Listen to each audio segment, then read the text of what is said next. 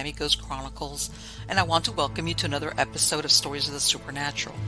Wherever you find us, whether it's a video or podcast on your favorite platform, please like and subscribe to us so that you can get notification of when a new show is released. You can also find us on major social media platforms. If you go to miamighostchronicles.com, you can find links to the videos or MP3 files, which you can download and enjoy without commercial interruptions. If you're into classic horror, ghost, and adventure stories, I narrate Nightshade Diary, and you can find links at nightshadediary.com. If scary stories are your bag, and listening to encounters with cryptids, ghosts, dogmen, and other weird creatures sends a shiver up your spine, then go to supernaturalstorytime.com for links to our weekly podcasts. Noteworthy news about the paranormal world, true crime, conspiracy stories, and anything that is just plain weird can be found at eerie.news or visit the Stranger Than Fiction Stories tab at miamighostchronicles.com. Please subscribe to my newsletter on Substack. Just go to mppellicer.com for a link. I want to thank you for being part of my audience, and I think you are all wonderful.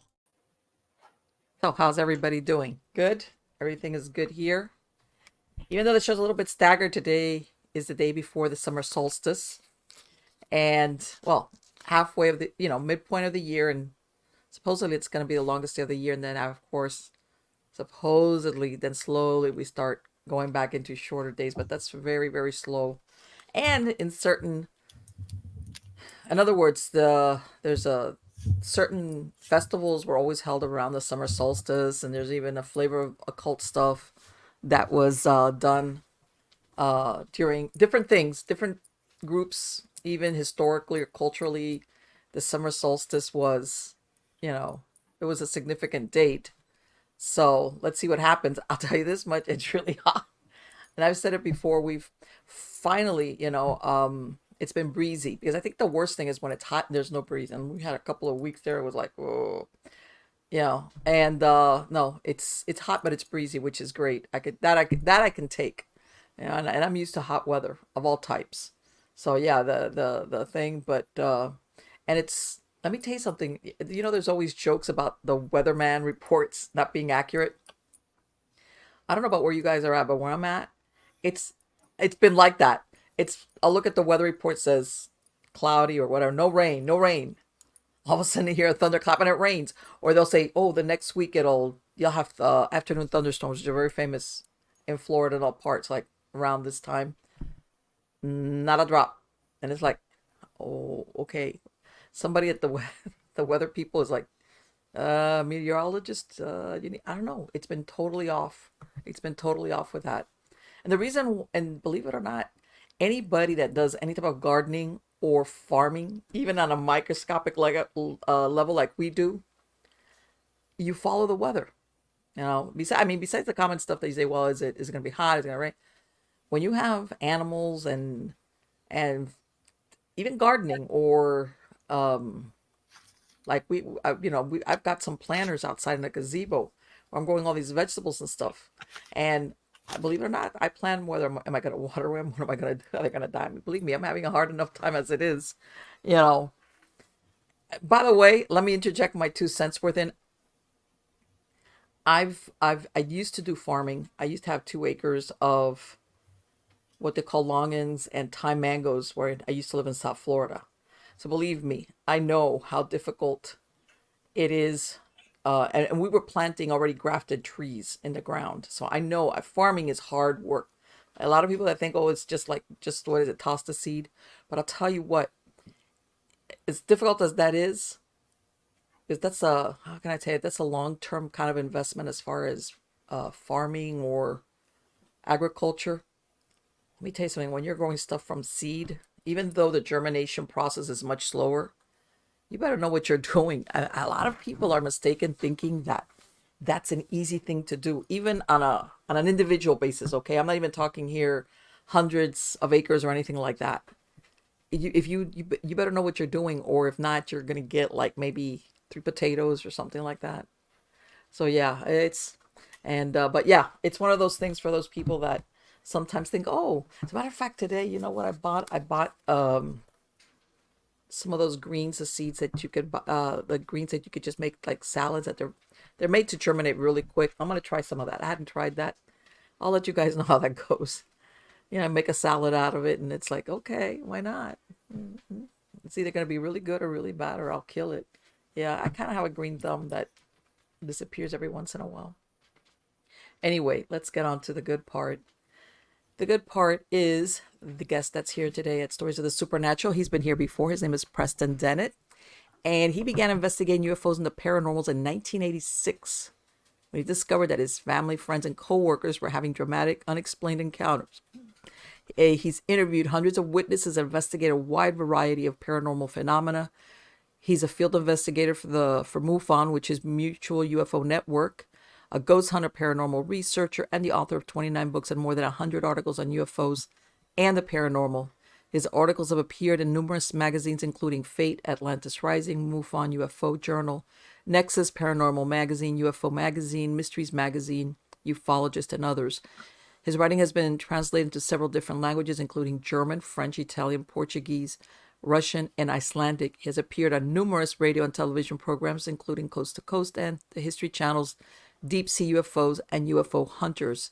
His research has been presented in the LA Times, the LA Daily News, the Dallas Morning News, and other newspapers. He has taught classes on various paranormal subjects and lectures across the United States.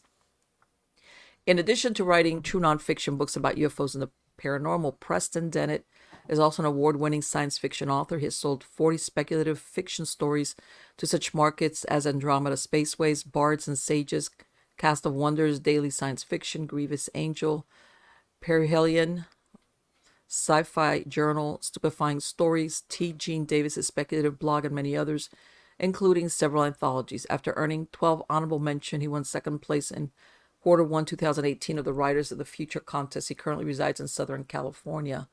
Help me welcome him. How are you doing today, Preston?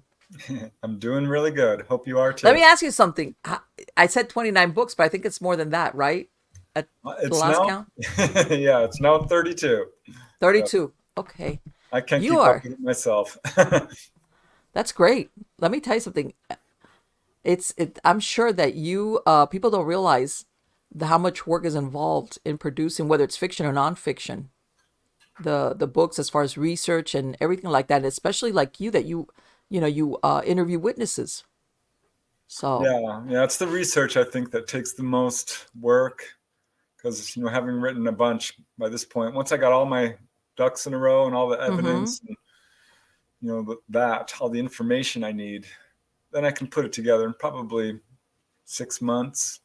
Okay. But yeah, research often takes years. Yeah, right. Let me ask you, do you ever have how many people of the ones you've interviewed want to stay anonymous? It's gotten less and less over the Really? years, I'm Okay. pleased to say, because in the beginning, and this was way back in the late 1980s, it was most everybody. It I was was a, like, yeah, just yeah, make up a fake name for me. right. It was a rare person who said, no, I'm okay, use my name. Now it's over Yeah. half, actually. And Okay. a number of people will say, you can use my first name. Sure. Some are still, no, please don't, because they Right. do fear for losing their jobs. This has happened. I was gonna say I would think the biggest thing is their job.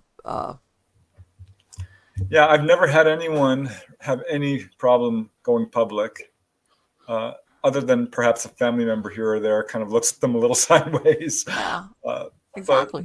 yeah, I mean, it's changed a lot, especially I in hate the to last say it, the stigma 5 that years. once was attached to it, I don't think is there anymore. Yeah, well, not nearly like the way it used to be. It's still there for people who say are talking about going on board a craft, Right. a UFO, or having face-to-face contact with ETs. But seeing a UFO, no, Right. there's no stigma to that anymore. There's too many reports. Sure. Exactly. Yeah. Exactly. But yeah, if you're saying you're an abductee or that you had one in your room, that changes everything, doesn't it? A little bit, yeah. But Yeah, yeah, of even that course. is changing.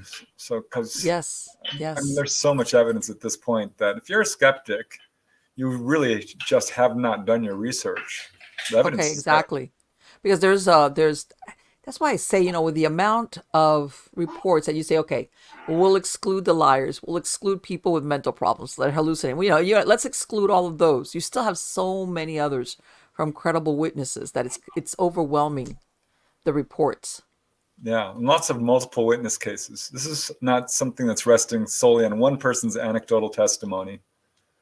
There are Right. many, many multiple witness cases. And there's landing trace evidence. There is, That's, I think, is fascinating when people, they there's evidence that something landed there, whether it's scorched ground or I've heard even sometimes there's even like a trace of radioactivity. exactly. I mean, you can look at these, landing traces, and they come in different forms. Some are just impressions in the ground, but something a couple of 1,000 pounds sat there. Yes. Very hard to fake. Or the ground is perhaps heated up to a degree that you can tell that it's at over 1,000 degrees, 2 or 3,000 more often. But Let me ask you something, sometimes, Preston. I'm going to interrupt you real quick because it just came when you said that thing about the scorch. I've seen reports of crop circles die away. Before we used to always hear about crop circles. Do you think those were legitimately UFOs, or was that just a phase of somebody faking it and that's why it just disappeared? What do you think? yeah, definitely not fake. Okay. I can say that I'm not really a crop circle researcher, though I've followed Mm-hmm. it very closely. Okay. And there was a couple of gentlemen in England, Doug and Dave, Yes. who got a Yes. lot of publicity for saying, "Oh, it's us doing it." Right. No, it's not, because these are appearing all over the world, for one thing. And there's been a lot of research into it by scientists. I would point to Dr. Levengood, who would take these stalks of corn or whatever crop it was and put it under a microscope, electron and others, and pretty much prove that no, these are not being pushed over and crushed. They're Mm-hmm. being exposed to some type of electromagnetic light, radiation, and it's causing the little, cell walls to burst and things that you just can't fake. Right, right. That this is because I remember seeing those two guys. They had like some type of board that, yeah, Yeah, they were crushing them, but I could see where if you examine that, especially in the microscope, there's trace evidence. Um, it has kind of gotten less and less in the news, but it's still going on. mm-hmm. There are still these things happening. I do think it's probably ETs doing it, because it's hard to, while most people don't see UFOs hovering overhead while it's happening, Right, there's some connection there. I think enough to point towards that being the cause. But they're so beautiful. They're clearly meaningful. right. Yeah, The that's the thing. The genuine the ones, the, the you design can on them tell. is complicated. Yeah, there's authors out there and researchers who have basically been able to interpret a good number of these. Not all Yeah. of them, but some are Okay. blatantly clear. I mean, you can see it. Right. The let me one of the things getting back to. I had heard one report. And have you had any interviews with anybody who's had, how can I say, like, because I remember there was I don't know how far back the story was. I think it was a mom with a grandmother and the kid, and they got some type, I don't want to say radiation poisoning, but Oh, I know what you're talking about. they Yeah. they got hurt. Basically, they had like skin burns.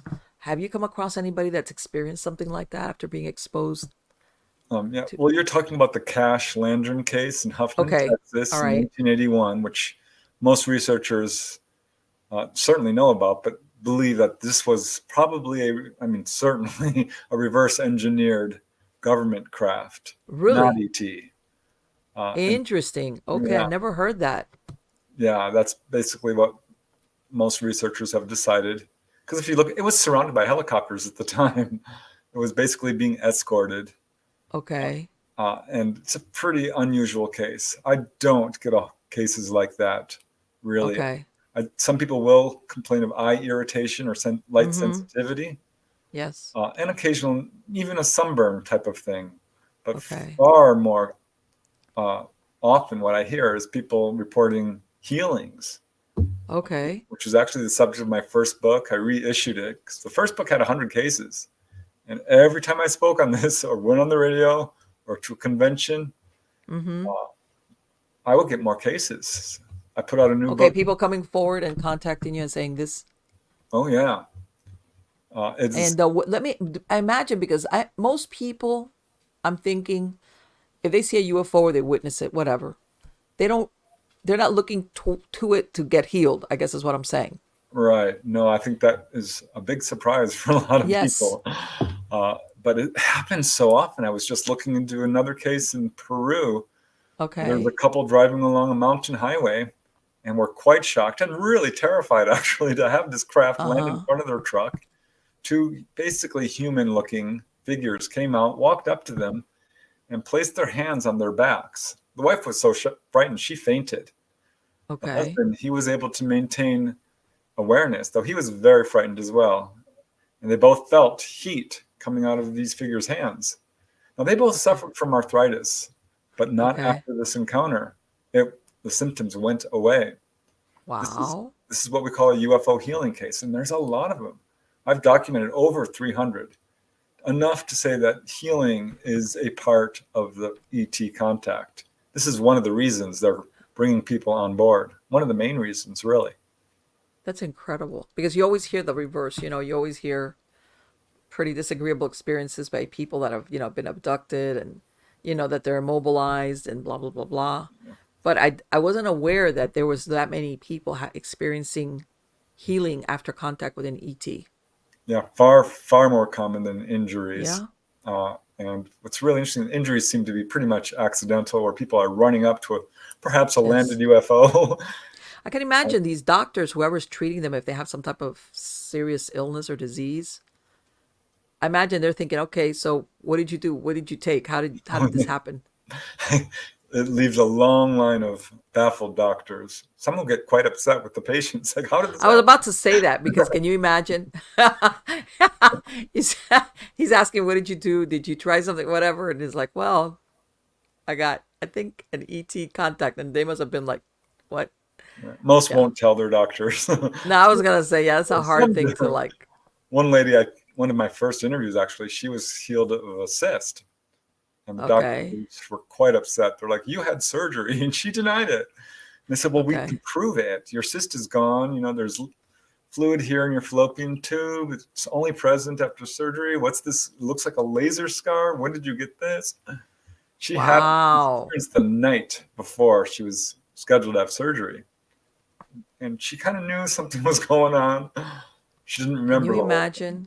Yeah, I've interviewed a lot of people who've had this. One gentleman, Michael Carter is his name. He's pretty well known in this field. He had a blood clot in his leg, had a visitation, went to the doctor, and the doctor was like, what is going on? Yeah. His leg was swollen to twice its normal size. He was under treatment.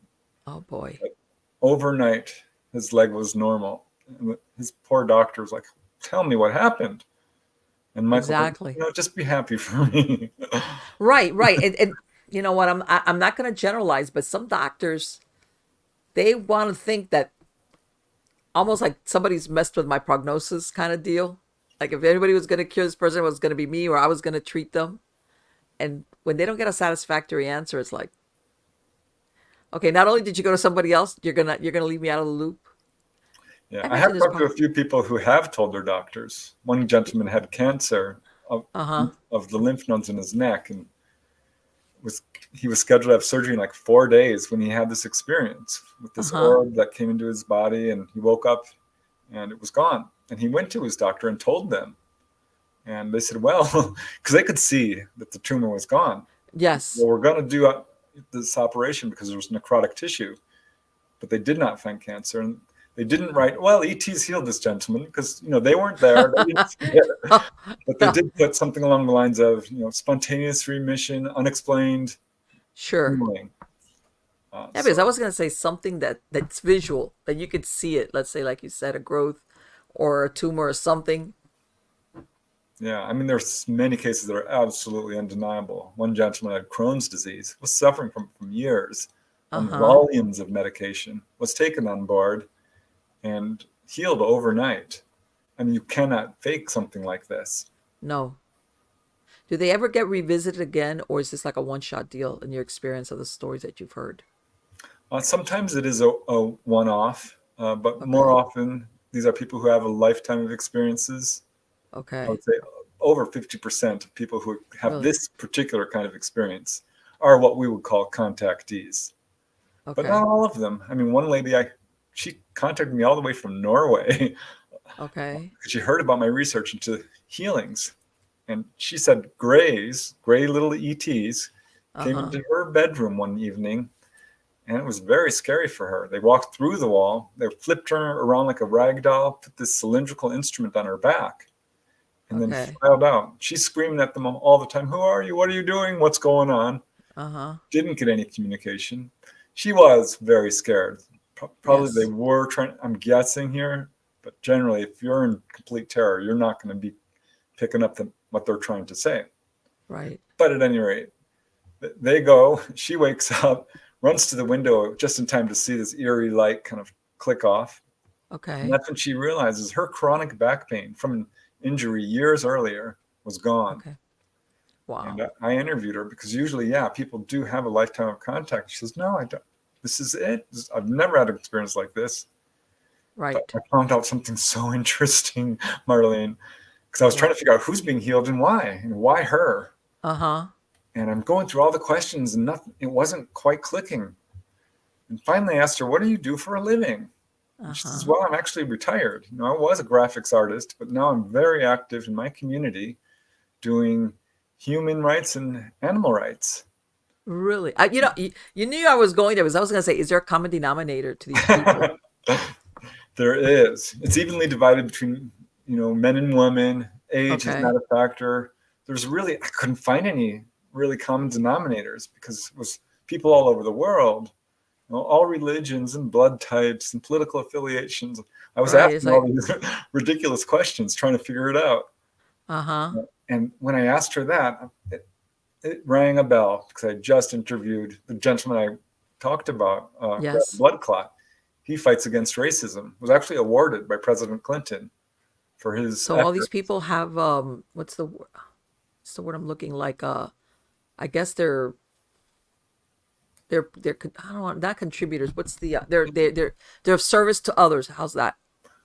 Exactly, that because it goes across the board. Right. Inventors, a lot of doctors and nurses, teachers, Mm-hmm. artists, a number of musicians, Okay. uh, social workers, environmentalists. Sure. People Yes. help in many different capacities, but it's an absolute pattern. Isn't that interesting? It's like it Yeah. makes it's like, yeah, exactly, like in other words that that's the key component. That's very, very interesting. Whether you're willing to give back, whatever capacity, like you said. Yeah, a couple of people have asked you, like, "Why did you do this?" They said, "We're helping those who help others." Yes. So that's really encouraging to me because Yes, it is. It is. this subject is treated unfairly by the media, which is very fear-based, and it's just not true. Right. Well, Well, that's what I was going to ask you because you get like I said, the reverse, people that describe very terrible experiences as abductees, and even if they have, prolonged contact, it's like they're doing it, but it's not a positive thing for them. And which in is other words, if actually they were given a choice, they'd wish they wouldn't have had ET contact. yeah, I rarely hear that. Okay. There's misinformation and disinformation, and frankly, outright lies in this field. Okay. I'm not going to say that every person I've interviewed is, all puppies and rainbows about this, because it can be very frightening in the beginning. But Okay. pretty much over 90% of the people I've interviewed, and it's a lot, and this Are matches up with positive. other researchers, feel ultimately that yes, this was something they wouldn't trade for anything. But yeah, in the beginning, it can be really Well, scary for no, people. yeah, I can imagine, especially if you're not. How's this? It's because there's people that out there that go looking to have the UFO/ET encounter. But can you imagine, like you said, you're in your bedroom or at home, you're not looking for it, Yeah. and all of a sudden you're right, you find yourself in the middle of this. Yeah, that's totally different. Like your mindset, because when you're out there looking for it, you've already imagined the scenario of I'm gonna see ET, an ET or whatever. You've played it out, even though it can be, I'm sure, like quite heart stopping if you do actually have one. Yeah, but if But you have let me never ask you, expected it, no. it's really Have hard for some people. have any of these visits, have they ever said if they're ever going to be, what's the word I'm looking, if there's going to be disclosure? Because I want to say on their part, because I think at some point there's going to have to be something that comes in from their end as far as, Well, basically, the message from the ETs is that they've already disclosed.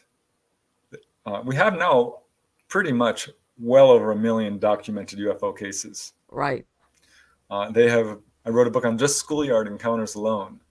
There's a very Okay. famous incident in Rua, Zimbabwe at Ariel Elementary School in Yes, 1994, I remember that. Yes, I remember right? that story. I remember hearing that and thinking, well, gosh, there's that incident in Melbourne, Australia in 1966 at Westall High School where UFOs came down, landed, everybody saw them, the whole school. Another one at Mm-hmm. Crestview in Florida, Opelika, Florida, Yes. actually, 1967, to the day, 1 year to the day after Really? Westall How High School. interesting that is. Yeah. And I found over Huh. 100 cases of this. This is part of the ET's publicity campaign.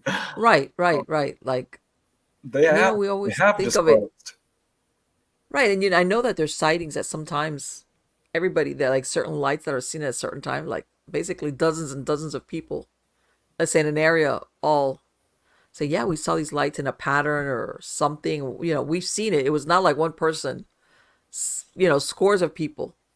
And then it just goes away. They just don't pursue Yeah. it. It's really interesting because I've been looking into this. And if you name a city anywhere Right, or country or what have you, and if you do your research, you'll find that at one point or another there was a huge wave of sightings over that area. Where it's very much like a book tour or a concert tour. right, They'll come and they'll do their publicity and they move on to the next location. They're working right. very hard in a very clever way to announce their presence in a way that's not going to cause huge waves and upset society. People to run around pulling their hair out, going, "That's it." Yeah, Because there's always, I always think of that. Something lands on the highway I-95. There's a major highway is like can't be overlooked, can't be poo pooed. Yeah, I can see where some people would not handle that too well. Not at all. yeah. But now we're at the point where pretty much everyone knows what a UFO is. Oh yes, Uh, at least 10% of people have reported an encounter. I think it's probably a lot higher than that because most people don't talk about it, yes. but Do you think there's yeah, very hybrids? effective. Do you think they've made hybrids with us? Oh, yeah. This is so interesting to me Okay, because we have reports of human looking ETs okay, looking just like us, which raises all kinds of implications about, human origins and our relationship to them. yes, But all reports, almost without exception, not all, but pretty much, are humanoid in form, right, looking very much like us. And the message from the contactees is universally, we are you, you are us. We share a okay, common heritage. They okay, basically view us as their children, or brothers and sisters even. right, So, in effect, the message from contactees, the ETs are telling them that we did not even really originate here on this planet. We've been taken off and put back. We're all ETs, is what I'm trying to say. okay, Now, some contactees take this to a little bit of a greater level because they're told flat out that, well, you do have some ET genetics. I've had contactees actually prove this to me. One really. lady, Dolly Saffron, I wrote a whole book Yes, about her. I interviewed you and Dolly. What did she Yeah, do her genetic testing? she did. She showed it to me. She's like, look at this. She got callbacks from these guys because they're like, we I don't mean, what understand. does it come up as? Unknown or Yep. Yep. okay. Turns up unknown. And they're very, very interested in it. And we Yes. see this with other contactees. They have very interesting and unusual genetics sometimes. Uh, so, yeah, some people are absolutely hybrids. This is what they're told. And we've got proof of Okay. it. Right, exactly. And I had heard that there's a what was it? As a matter of fact, there was an article on it maybe less than a week or 2 weeks ago that they're saying, "Oh, we have alien hybrids among us and we just don't know that these are hybrids because they look and that in other words but they're chosen to integrate into the populations the ones that are the most human like, in other words, because I guess they have sometimes different versions, some that are more ET looking versus human looking. Yeah, I I get speculate that there are some full-on ET people who've been, basically raised on board UFOs and come down and okay, interact and have the right, ability to do that because they can live here. They're human enough, I guess. Not the right, best way to put it, but do interact with people, while Okay. knowing full well they are essentially ET. But there's many Right. people here who probably don't even know it, Oh, sure.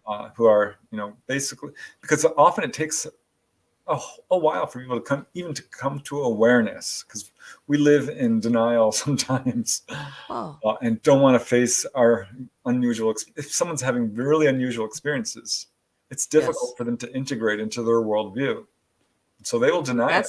That's a big hurdle to go over, let me tell you. Yeah, they will ignore it. They'll put it in a drawer. They'll debunk it to themselves. They'll explain it Yes. away until at some point. Usually, it's not often in childhood. Sometimes it is, but it's 20s or Mm-hmm. 30s or 40s. They'll have an Right. experience where, like, oh gosh, I can't ignore this one. This is happening to me. So Or sometimes, I'm thinking sometimes they have an in-depth medical exam or some type of blood test, and the doctor's like, you got some either blood type or some genetic material here that I don't know what it is. weird And stuff happens all the time. I hear this quite often. Someone will go to the doctor and like, oh, you broke your foot and had surgery. I didn't. What's this in your sinus? It looks like, yes, I've heard of the implants. yeah, that is, I'm going to say that the majority of contactees, I won't use that term abductees anymore because it offends a lot Okay. of people I interview, who don't Okay. feel like they're being kidnapped against their will. Okay. So I call them onboard experiences, which I think is pretty neutral. Yeah, yeah, yeah. Generally, I'll call them contactees or experiencers. Okay. Uh, And do they, so sometimes that's how they find out they have an implant because some type of medical examination and yeah, when it'll one be guy like, took his daughter to the dentist, and the dentist is like, became angry at him. He says, "You were supposed to tell me. It says here on the form, if your daughter has had any surgery or any implants, you're supposed to let us know." And he says, "She hasn't. She's 7." But the X-ray showed something in her sinus. oh, wow. Yeah, what's really interesting is he had an experience at age 7. So did his Okay. mom, and his 7-year-old daughter, who's now grown up, has a daughter who at age 7 started having encounters. That's 4 generations of I people was having going to say, because encounters. I have heard of that where there's certain families that are, I don't know, like followed along. In other words, there's a Yeah, lineage. I think what ETs are doing is they're very interested in upholding our genetics, and certain families have qualities that they like. Right. That's another pattern I noticed. Contactees are very psychic. They have a wide variety of paranormal experiences, Okay. and they seem to be very interested in that. And our genetics does play a role in our behavior. A lot of these Sure.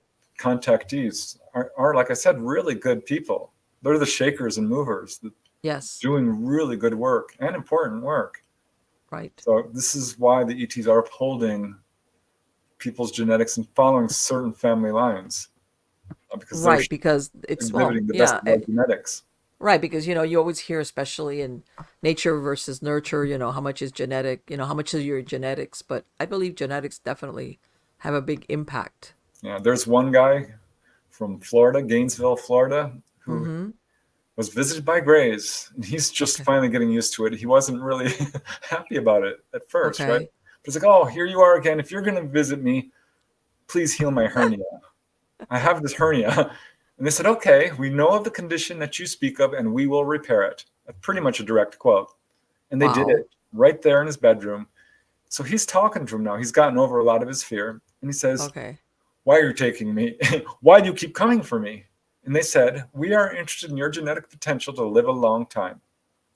And Okay. this rang a bell because with him, his grandfather was 106, Wow. kicking, absolutely healthy. He's got a lot of longevity in his family. Yes. And this again speaks to the ET agenda. I hate that word. The ET Right. goal, ET mission. Okay. Because if you look at humanity, our lifespan, our longevity was not as good a couple of 100 years ago as it is today. It's almost No, it was double. like, I think it was like, even though people went beyond that, but it was like 35 or 40 or Yeah. And there's a something like number of that. factors going on here. Yes. But I think ETs are doing their part to help us along and hold up our genetics. Even more mortality rate for children was very high uh Yeah. during But to that hear time this ET span. saying, we're interested in longevity, that's good news. I mean, that is Yes. awesome. again, speaking towards why they're here. And the thing is, how's this? It's the that we have the potential for longevity. Because there's certain animals or species that it's not a question of nutrition or nature or environment. They're just built to live X amount of years. A dog, a cat, for example. But I guess human beings have the potential, and probably that's maybe what they're exploring, way beyond what we've been living or dying, in other words. Yeah, That it's not like, oh well, you know what, tortoise, the you giant can't, tortoise. this is the best you're gonna get. Sorry, that's the way your genetics and your construction of your body is. Yeah, well, it's certainly interesting because we do seem to be experiencing an increase in longevity. That makes me curious to do a study about animals. I Right. wonder if they have experienced an increase in longevity. I don't know, but now you've That got would me be very intrigued. interesting. That would be very interesting. Because it's, as a matter of fact, there's even, let's say, breeds of dogs that are supposed to, some are known to live longer. Others, it's like, oh, there's like 10 years, give or take a few years, but that's it. Yeah, certain breeds have an life expectancy of fill in the blank.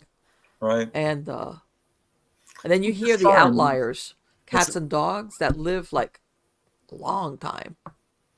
Yeah, and this speaks to another message from the ETs that many contactees get.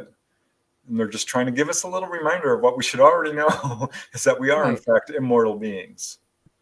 Yes, we die, Right. but we just shed this body like a pair of clothes. Yes. And it's so interesting to hear contactees talk about how the ETs view death. They're not afraid of it. They Right. don't view it, it's not something that they experience grief over either, because they're so psychic. They can immediately communicate with what we would call spirits. Exactly. ETs die too. They go on to the other side. They reincarnate. We all do. And ETs are Okay. trying so hard to wake us up to our own psychic abilities of not only, life after death and awareness of it, but telepathy and clairvoyance and remote viewing and healing and all of it. Okay. This is a big part of why they're here. They're trying just to give us a little reminder that this is something we need to work on. And you can see Do this with you contact. think that they've hybridized with us to make it and this is just me thinking, because sometimes I think of this hybridization thing, and I'm thinking, I wonder if they could exist here, but this is not really their planet. It's more difficult for them. So their aim was, if we hybridize with them, actually, since we're earthlings, let's go with that, it'll be easier for them to exist. Because I'm thinking, well, if they have a finite amount of, let's say, ETs here, or whatever the case might be, or they might be doing a case study, they're saying, we need to hybridize so we can live in this place easier. How's that? Versus, Yeah. Well, I hear what you're saying, and I'll just quote a case which speaks to that. okay, The lady asked, she asked them, are you planning on living on Earth? And they said, no, no, no. Your planet okay, is very polluted. It's very crowded. You guys are quite violent. It would be far, we have no interest. They have really, access basically to the entire galaxy and beyond.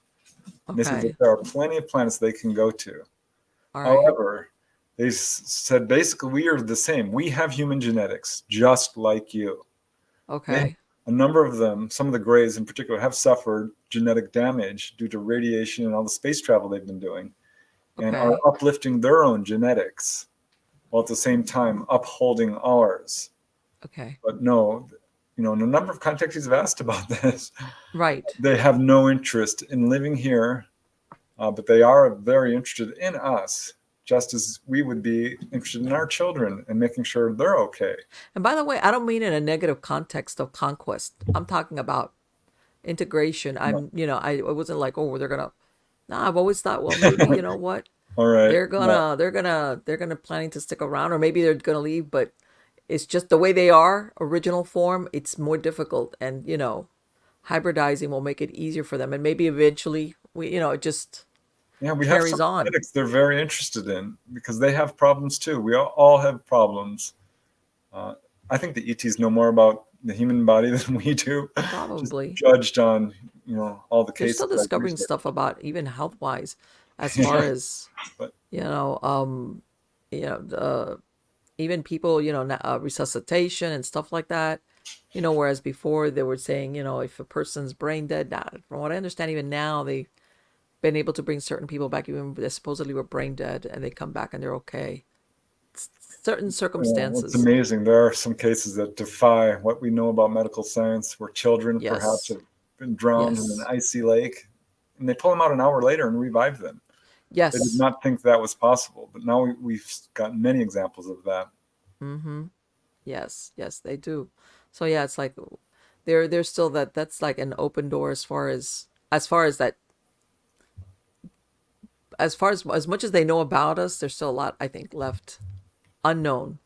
And do you think eventually at one time it will actually be an accepted truth that we have ETs here? That in other words, we won't have these, or do you think they're always going to remain in the background? I have my speculations about it.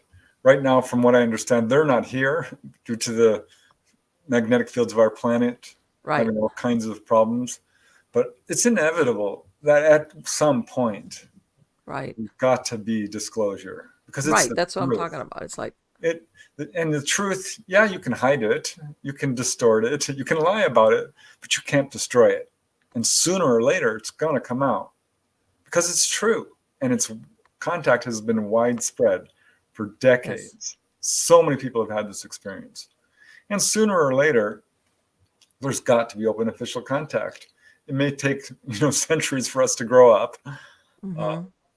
I am, this is a complicated subject, and I don't want Sure. to get into too much fear and gloom No, and no, no. doom. But, But we are facing some really tough times ahead, according oh, to the sure. ETs, Absolutely.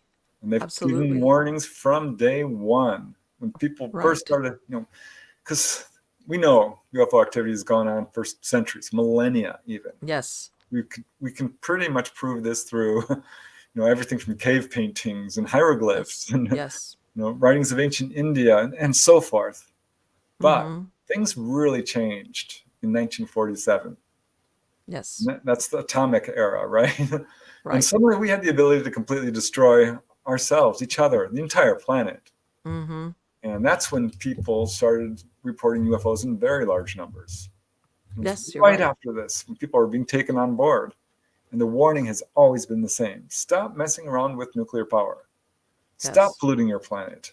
The war and Yes. aggression you're on the pathway towards is going to end in your destruction. Right. And Exactly. This is not something you play around with. yeah, so I mean, there's Absolutely. many contactees have gotten the message that at some point there will be an existential crisis.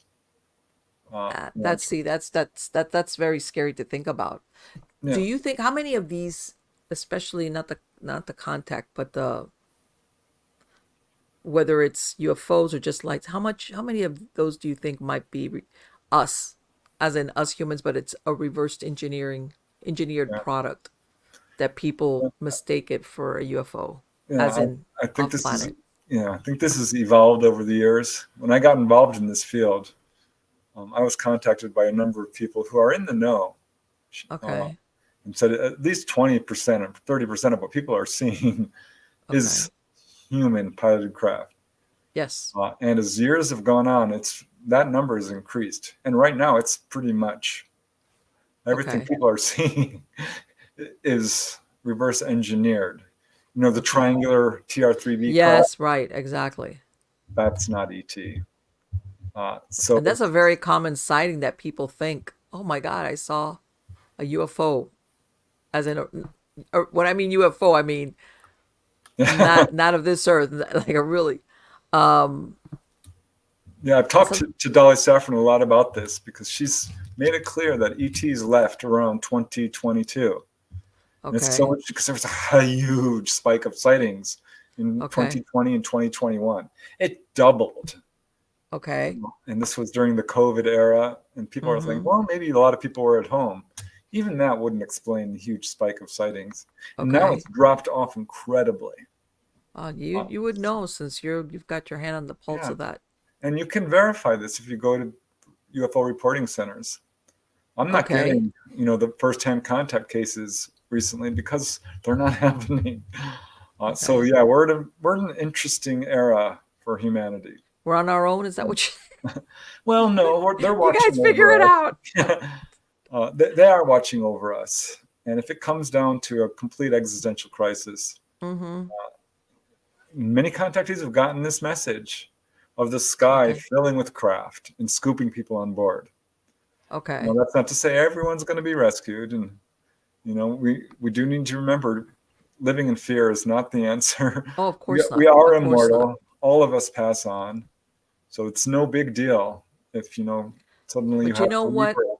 Preston, the problem with that, and this is, I'm not saying that that's not a possibility. And as a matter of fact, but we also can't not look for our own solutions. And you know what I'm saying? 100%. Yeah, ETs It's have like, turned out oh, too. well, the ETs are going to come and save us. And so I Do really not don't have to come. worry about this. And it's like, that's not good No, either. We can take contactees have said, responsibility for just ourselves. come down, and your life Yeah, will yeah, yeah, take yeah, over. We're exactly. like, no, no, we're not doing that. You made Yes, your mess. You have to yes. clean it up. Right, That is a exactly. And very I clear do know message. of people that think exactly that, that if it really, really, really gets bad, don't worry, the ETs are going to come and they're going to save us. And I'm thinking to myself, that's a cop out. No, That's like, not to I'm not worry. going to worry about this because don't worry, the ETs People will. have asked me if there's a nuclear war, will they stop it? I Oh my don't God, I don't think even want to think so. about that. I don't even want to think about that. No, I don't even Remember, want to. So I don't I, want I to go to the dark places because life is. I mean, we're here to enjoy and have fun and move past yes, of fear and course, of grow course. up. But Yes, people do need to understand what's going on at the same time. Ignorance yes. is not bliss. It really isn't. Well, Knowledge no, is for some power. people though, they'd rather, because I understand the scope of the problem is pretty huge. It's like it's existential. So it's like I'm not gonna think about that, one of those things. But it's like, but you got to. I mean, nobody's telling you got to take care of everything, but there's something that you could do at your what's the at your level, Now, within your individual scope. what's really interesting to me is because I study contactees. This is where I've put all Okay. my efforts and research. And you see these patterns. Another pattern I see is they're all moving off grid. They're starting Really? their own gardens. They're Yay! I'm not a contactee, but yeah, I got the message. I got the maybe. message. A contactee doesn't have to be pulled on board. Contact comes Okay. in many forms. They may just, Okay. show a UFO to you once. They might send a Okay. message. A lot of people Okay. get inspired Right. and don't necessarily, recognize that it might be coming from another source. Or they get Yes. the message from someone else who's told them, who is a contactee. But that is a message that a lot of contactees are getting. And you can see this because there's a huge interest in moving off grid, becoming independent, Yeah. moving Yes. away from government reliance, who I don't think Yes. have our best Yes. interests in mind anyway. So, No, of course. No. I mean, I like, I want to say we had been thinking because I was born and raised in Miami in the middle, very urban, very urban. I saw it grow, and I want to say that even pre COVID, we were thinking of moving out because it was just too much density. We had been thinking always, let's not go to a smaller city, let's go to someplace rural. But my mom, she had dementia and I couldn't move away. And she passed away in December of 2019. She was 90 something years old. And that's when we started. And it was like, yeah, we're going to go. And we did it. It was a crazy, how's this? If you think ahead of time, what would be the craziest time for you to make a huge move? That would have been like, not now, not in yeah. the middle of this COVID thing that was going on. And we did it. One of those things that you're like full steam ahead. And I mean, we had already done farming, but we were doing it more for agricultural productivity, not really because we were like you're saying, I'm going to go off grid or things of that nature. It But was an up here, interesting yeah, time because that was, it was a real tough time for all humanity, really. But it woke yes, a lot of people up. So many oh people quit their yeah, job and they're like, you know what? I'm not happy. I'm not doing this anymore. I'm going to follow my dreams. right, right, right. Well, I think it's also what's the word? Like sustainability. Like people got into you know, I mean, out here we have wells. I have another well. I have chickens. I have planters Yeah. and stuff like Yeah. that. And you figure stuff out just along those lines of, okay, if I had to feed myself, could I? All right. Exactly. You know, I feel and for people who are stuck in an apartment, and I'm like, well, if you have a window, you can grow tomatoes and yes, you strawberries. can. You'd be surprised how You many things know? you can grow. Even if you have a balcony, you can grow a lot of stuff.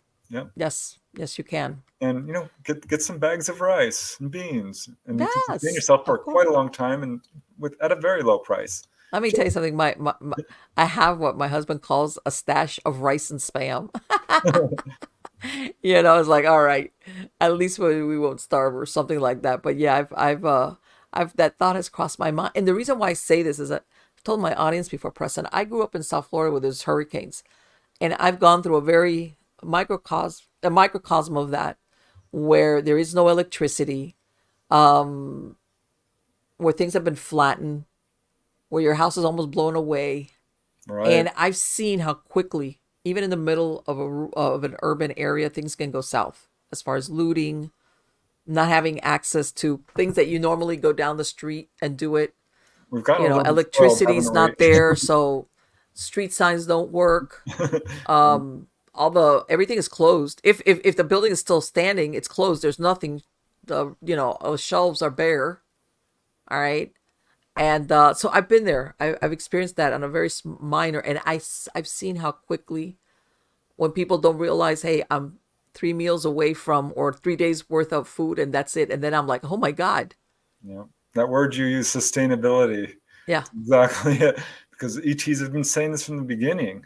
yes, You're on a pathway that is not sustainable. yes, So, yes, you know, God bless them. They're doing what they can to wake us up, but it's up to right, us right. to And do this it. is the thing that maybe that's the idea. See, that's I want to say that's because everybody I think wants to have when they think of an extraterrestrial contact, they want it to be how's this less pragmatic.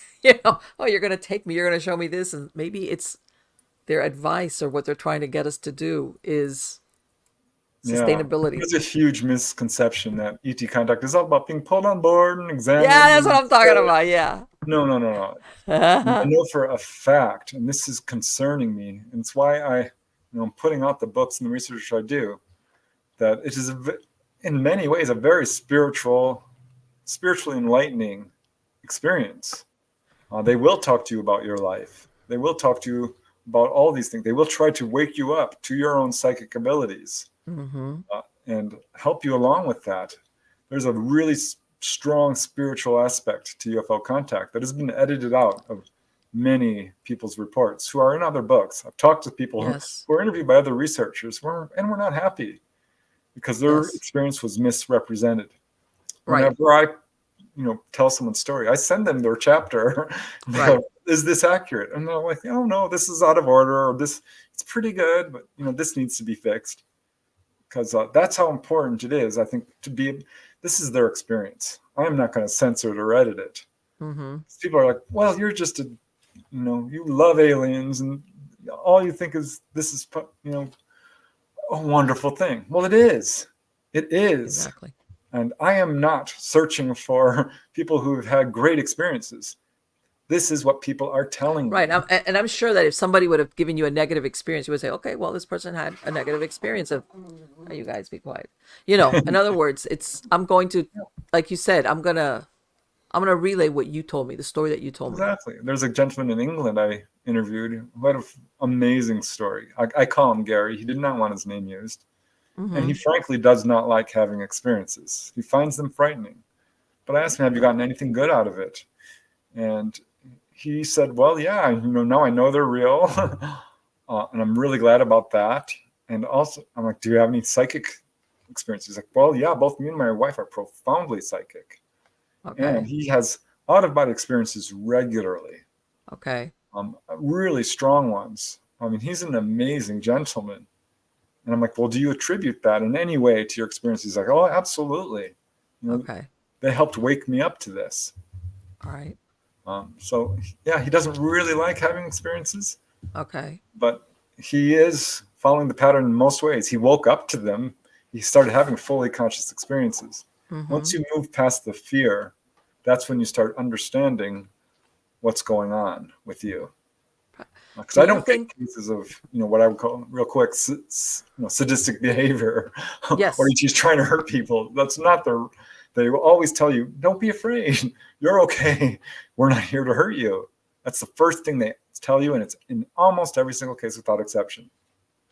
Have they ever, of the stories that you've collected, have you ever found that there's an event or something that's happened in the person's life that you could say is a triggering event for them to actually have a contact that they remember? Well, sometimes there is what I would call a cue or a trigger. Okay. Uh, I would point to like Whitley Strieber's book Communion had a really Yes. striking cover of a gray ET.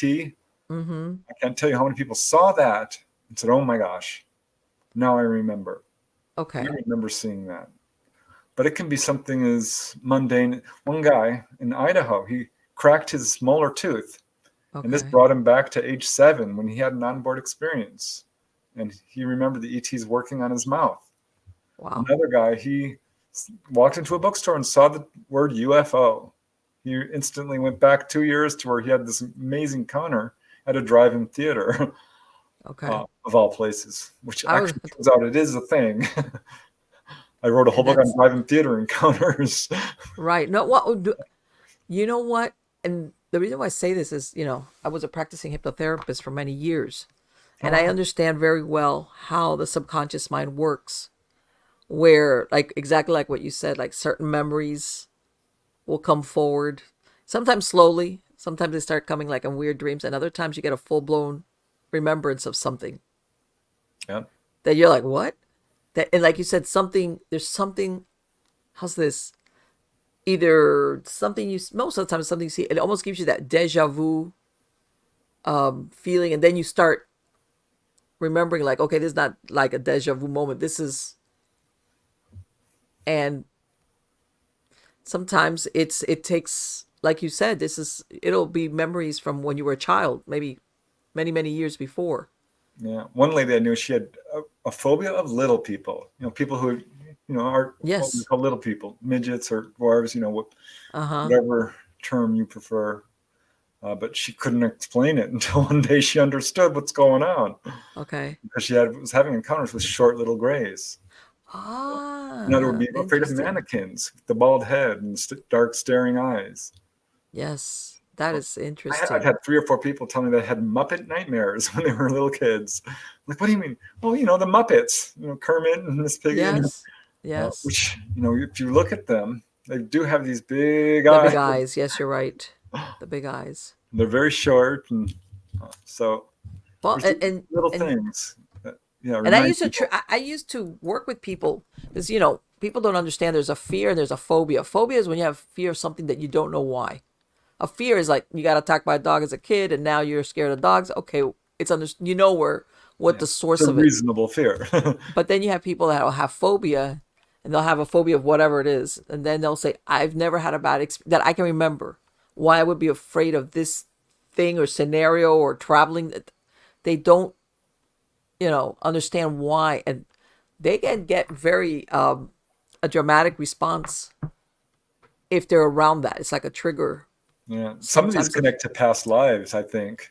yes, yes, there it is. That's certainly what I found because I've researched not only ETs, of course, but ghosts and past lives and all the Mm-hmm. paranormal because there are some really interesting connections Yes. between, NDEs and Oh no, even now with the Bigfoot. amount of people now that can be resuscitated, you have a lot of stories of NDEs.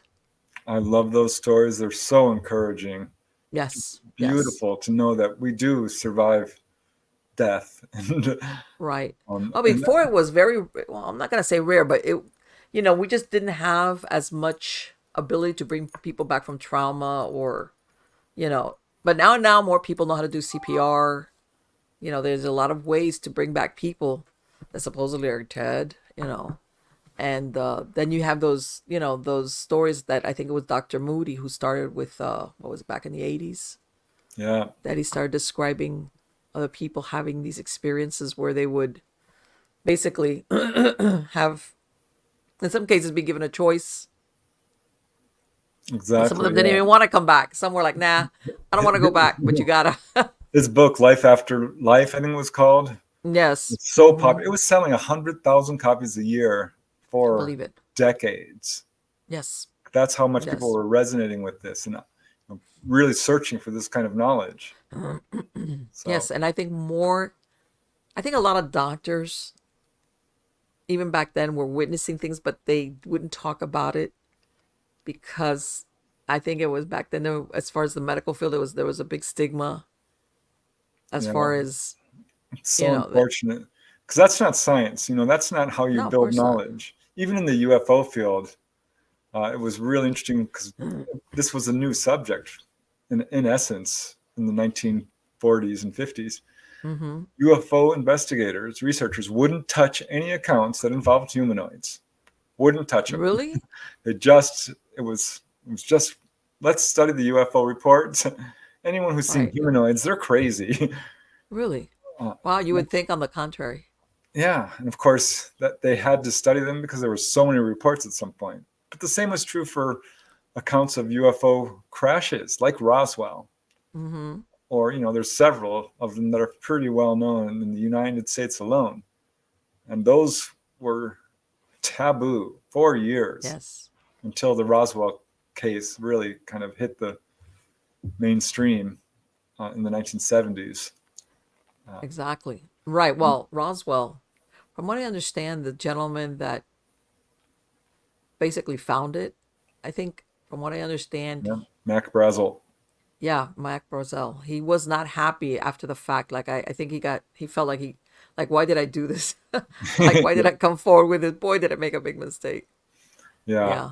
a lot of people suffered and kept quiet for years. The intelligence Yes. officer, Jesse Mm-hmm. Marcel, the Yes. head intelligence officer, suffered incredible ridicule with people telling, "Oh, it was a balloon." He was forced to say it was a balloon. He Oh, knew right, darn right, right. Of well it course. I'm wasn't. sure that he was told you better or, and like, all right. Many people were physically threatened, and there's That's some that's that reports. that's what from what I understand, they said that Mac Brazel, prior to him, people from the Air Force Base coming over, he was talking about it. And they said that when he came back, he didn't want to talk about it. He said that years afterwards, you couldn't broach. In other words, he was not interested in talking about that subject. To him, it Yeah, was like, they I'm not having scared this the conversation. daylights out of him. They made it very clear that he and his whole Yes. family would be wiped out. Yes. Yeah, I spoke recently with pretty much the lead investigator, Don Schmidt. Uh Certainly, huh. and they're still uncovering witnesses, or at least they're, because now you're fighting against time. Because that Right. was You're right. Because a lot of these people are dying or dead or whatever, right. or even if they pass on. And from what I understand, God, I can't remember his name. The gentleman that released the story, he worked with, I think it was either the local paper, the local radio station that basically blew it out like outside of the local area. It looks like he moved away from the town and everything. He went some. I think he went to another part.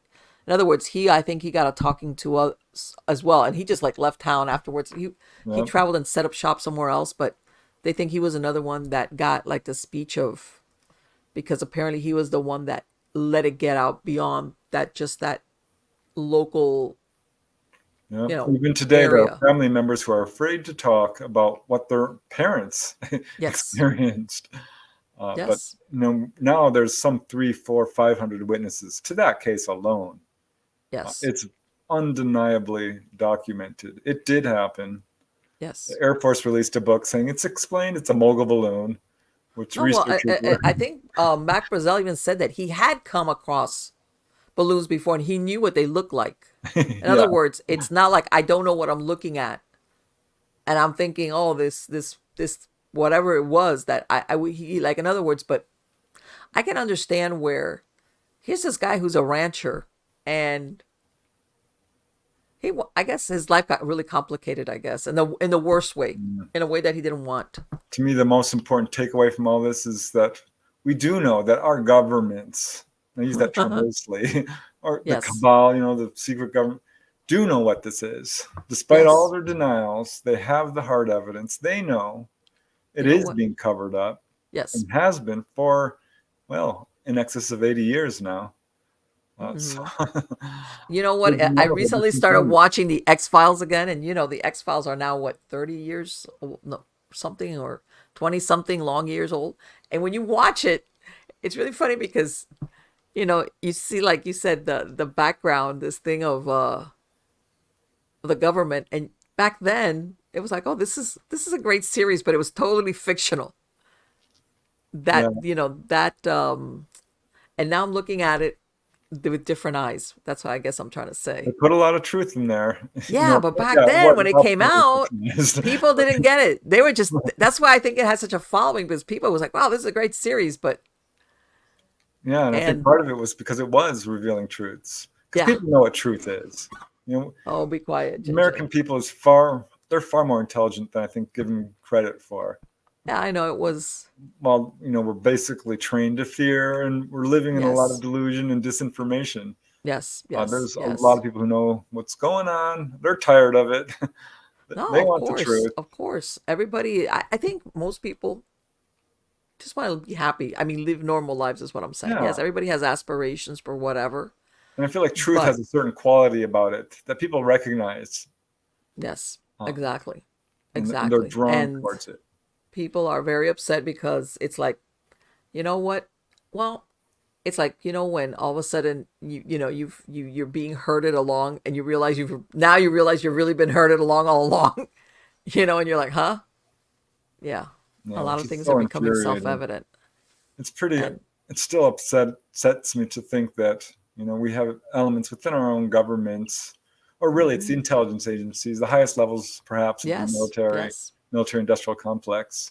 Because there's a lot of good people in government. Oh, You might, sure. you might I'm need a sure. flashlight to find them, but they're there. Well, you know what? I imagine that if you are, and I'm not gonna say there's one people, I'm sure there's several, but if you're within this huge agency that's maybe got thousands of employees, unless after a while you just learn, like, let me shut up and just whatever I'm thinking, or let me just, I need my job, or I need my pension, or I got a family, and Yeah. you just like, what Well, do that's you, how in we're other words, you feel controlled. overwhelmed. There's nothing I can do by myself with this monstrosity of the problem. Yeah, that's part of the problem is we are being controlled, and I Yeah. think it's reached such a point where people are absolutely overwhelmed, Mm-hmm. don't know how to do this. We're fighting just to survive, Yes. and Yes. it's so unfortunate because there's enough for everybody. Of There's course it enough is. food.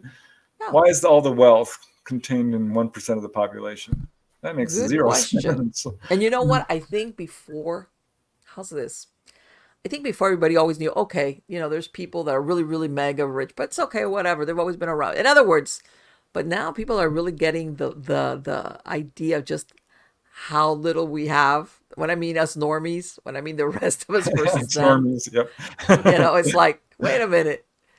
It's a very big, and it's become apparent. Whereas before, people knew, yeah, there were these super wealthy people that would jet set and have this. Oh, okay, whatever. Remember? Well, I don't know. Maybe you're.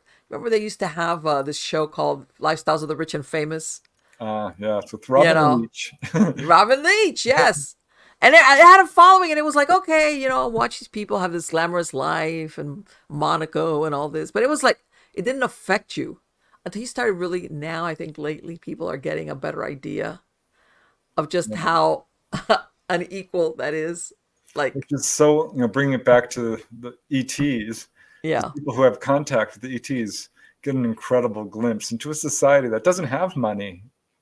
They don't have a federalized system of government, or wow. there's no galactic federation. That Of is, course, they don't. They I can imagine that. they're a cooperative. They work together in peace and harmony in the pursuit of knowledge and truth. Sure, exactly. And people, the contactees who have We're woken we're up to we're, contact, come we're back to far the from that. earth, and they're in We're far complete from that. culture shock. We're far from that. Have you ever had, by the way, now that we mentioned rich and famous, have you ever had somebody either rich and or famous contact you with a story and experience? There's been a few cases where mega celebrities were involved, Really? Okay. and they wouldn't talk to me, and I understand that. But I did Okay. investigate a case on Catalina Island involving 12 people who had an Mm-hmm. incredible encounter, and these were up and coming actors and artists and Okay. photographers. and one became a mega famous sitcom actor, and Okay. the other became a mega famous science fiction franchise actor. Okay. And you would recognize their names in a second. I do know who they are, and I'm sworn to secrecy. Okay. But yeah, that does turn up. Uh, Okay. and I know for a fact that there are some very famous people who are contactees who are not coming forward. Yes, that's where I was going with this, where some of them are like, it's as much as there is no stigma, still they're like, oh, I'm just gonna leave that out for a while, you know. Yeah, I did a study on those who have come forward, and I was shocked to see how Okay. many. Fran Drescher, she's really well known. But Yes. lots of musicians, of course, John Lennon is often cited, but we've got Miley Cyrus and Demi Lovato, the Moody Okay. Blues. Uh, I, Okay. I mean, there's a lot of actors who have come forward. Roma Downey Jr. saw a UFO. Wow, I Cindy did not Williams know of that. Laverne and Shirley. Dennis Okay. Weaver. I mean, there's a lot of Johnny Cash. Johnny Cash? Oh, yeah, Really? he sure did. The Man Elvis, in Black. he probably was a contactee. Uh, That's fascinating. yeah, it's really cool. And a lot of sports celebrities as well. A lot of musicians, actors, and sports celebrities. I found about 100 of them who you would know all of their names. And you know what? And you always wonder, like, after you had this, whatever the experience was, whether it was an actual contact or a sighting, one you makes you like, how did it affect their life or their worldview? Because let's face it, there's no way that you cannot not be affected by that. There's Oh just yeah, isn't. yeah. I forget his name. A really famous baseball guy had a close encounter with his wife, and it was essentially just a sighting, but it was close up. He said Mm-hmm. it changed everything for him. Right. He That's had a what I'm talking completely about. different outlook on life. He started playing much better because he Yeah. says, you know what? That's not what's important. I'm just going to have fun doing this. Yes. And it Yes. improved his game tremendously. But people talk about that all the time. Mm-hmm. Just even seeing a UFO can be what we would call a peak experience Yeah. because it Of course. challenges you emotionally, mentally, spiritually, Yes. psychically, all of this. It's a really profound, life-changing event because it affects your Yes. core belief system, and things are Well, never the because same. let's face it, we get caught up in our little lives. But I mean little. Everybody understands, like, we are the center of our universe kind of deal. Yeah, And we get caught up in this, and then when you have that, you realize, whoa, wait, I'm way down here, and this all this panorama unfolds in front of you, because you realize, okay, UFO extraterrestrials, wow, what else is out there? I mean, it's like, makes you like look up from just yourself kind of thing. yeah, and this is part of the ET mission. It's manyfold. Yes. They've got many reasons they're here, but one is very simple, just to let us know that we're not alone. That's Yes. simple. Yes. It's all about Yes. healing, it's guiding, teaching, warning, giving messages, waking us up. That is Right. the ET mission in a nutshell. That's why they're here. They must see some hope in us then. Yeah, I think so. I'm from what I understand, they're not particularly happy with this I mean, in other words, iteration. they couldn't say, "Oh, forget this, man. We're out of here. Bye." You're on your own, you guys. Yeah, they're doing what they can. But yeah, I don't think they're pretty happy with how things are No, rolling out right now. This no, is the no. message I'm Well, hearing from but again, contactees. we have to like really like figure this out on our own though, because at the end of the day, ETs, we're the Earthlings. This, we have to look. We have to take ownership of our planet. Like, hello. Yeah, We, I the know a lot of people decisions we feel make. overwhelmed too because what can you do? Well, each of us can play a part. Of course. Each of us can move off grid and become independent to the degree that we can. Each of us Well, can, allow love and truth to guide our actions. Each of us can make an effort to pull ourselves out of delusion and Well, do you fear. think that there's power? I believe so. I believe there's power in conscious thought, whether you want to call it prayer or just what's the word I'm looking for? Where there's a collective push towards something, like physically, obviously. You can't fly to the heads of state and say you're going to do this and not do that. But in other words, that you were speaking of psychic, envisioning a certain outcome, Yeah, everybody on the same page kind of deal. I honestly think, whether we experience it consciously or not, we are a telepathic species. We Yes. Oh all, yeah, I've had that when an experience. idea's time has come, nothing's going to stop it. Uh, Right. and I think consciousness plays a huge role. And it's time Yes. for us to become autonomous, to recognize that we are the ones who hold the power. Yes, No one can exactly. hold power over you if you say, don't allow it. We have Right. wars on our planet. But if everyone were to say, you know what, enough is enough, lay down their weapons, we're not doing this anymore. Right, exactly. I'm not no no no no no more it's huge loss of human life. That's that to me that's personally Yeah. that's And if you unacceptable. talk to people who are world travelers, people are the same all over the world. They all just Hmm. want to be with their family, feed their Yeah. family, dance, sing, cook, have a good time, travel. Yeah. People want the Whatever. same things. Yes, yes. Yeah. I mean, and I don't know if you heard that they were talking about reestablishing the draft, and I was like, oh, I don't know about that. I don't think I and I hate to say it, but I would not want to sacrifice any of my family members for that. I Yeah, that war is unbelievable to me because we have companies who are selling weapons to both sides. yeah, yeah, of course. It's It's clearly a generated thing. no, it is. People It need to is. wake up And to what's going on, how we're being manipulated. yes. And let me tell you something, there's a difference. People don't I had a son that was in the Navy for 5 years and he went in there and Wow. he did his time and he came back out and that's different. That's different when like when you join on your own and whether you stay there for a stint or you make it a lifetime career. That's different. It's a different thing. Right? But yeah, when I heard of that, it was like, ooh, I'm not happy with that. And again, it's it all comes to like you were saying that we need to scale it back to where war is not an option at all. Exactly. War is not an option. And like and again, I want to come back, and we can't expect the ETs to come like the cavalry, over the hill and Exactly. It, make us it's listen to our funny federal because people angels. are like, well, ETs are here to take over and hurt us. I'm like, no, no. What people are doing is they're inserting their own beliefs on Yes. how they think. Since we treat each other so heinously, they Mm-hmm. assume that this is, what a stranger is going to come and do. Yes. Because this is how we've been trained and this is what we've experienced. But it's simply Mm-hmm. not true. It's really not. And the disinformation and misinformation in this field is rampant. And it's very difficult to wade through it and get the truth of contact. And this is why I always Okay. encourage people, do not look to our governments for answers. Oh no, no, They're no. I know. demonstrably lying. Go to the Yes. contactees. Look within. Go to yourself. Do your own research. Don't believe Yes. anybody until you Of figure course it not. out. Exactly. And there's people, but believe it or not, like you said, there's plenty of people out there that, that now are willing to talk about experiences they have, even if they're not sure what they've seen or what they experienced. Like, because I think sometimes people, what's the word? I think they don't understand maybe how common it might be. Yeah. Well, it's funny. You mentioned in the intro when you were reading my bio there, I came in as Mm-hmm. a skeptic and I found out that my brother had seen a UFO. Really? And that was such a shock. Even though he tried to tell me, I ignored him. Right. For, You're thinking, oh, and yeah, okay, yeah. then I found out that my sister in law, his girlfriend, had Uh-huh. contact with little blue beings. And my Okay. brother's then girlfriend, soon to be wife, had contact Mm. with grays.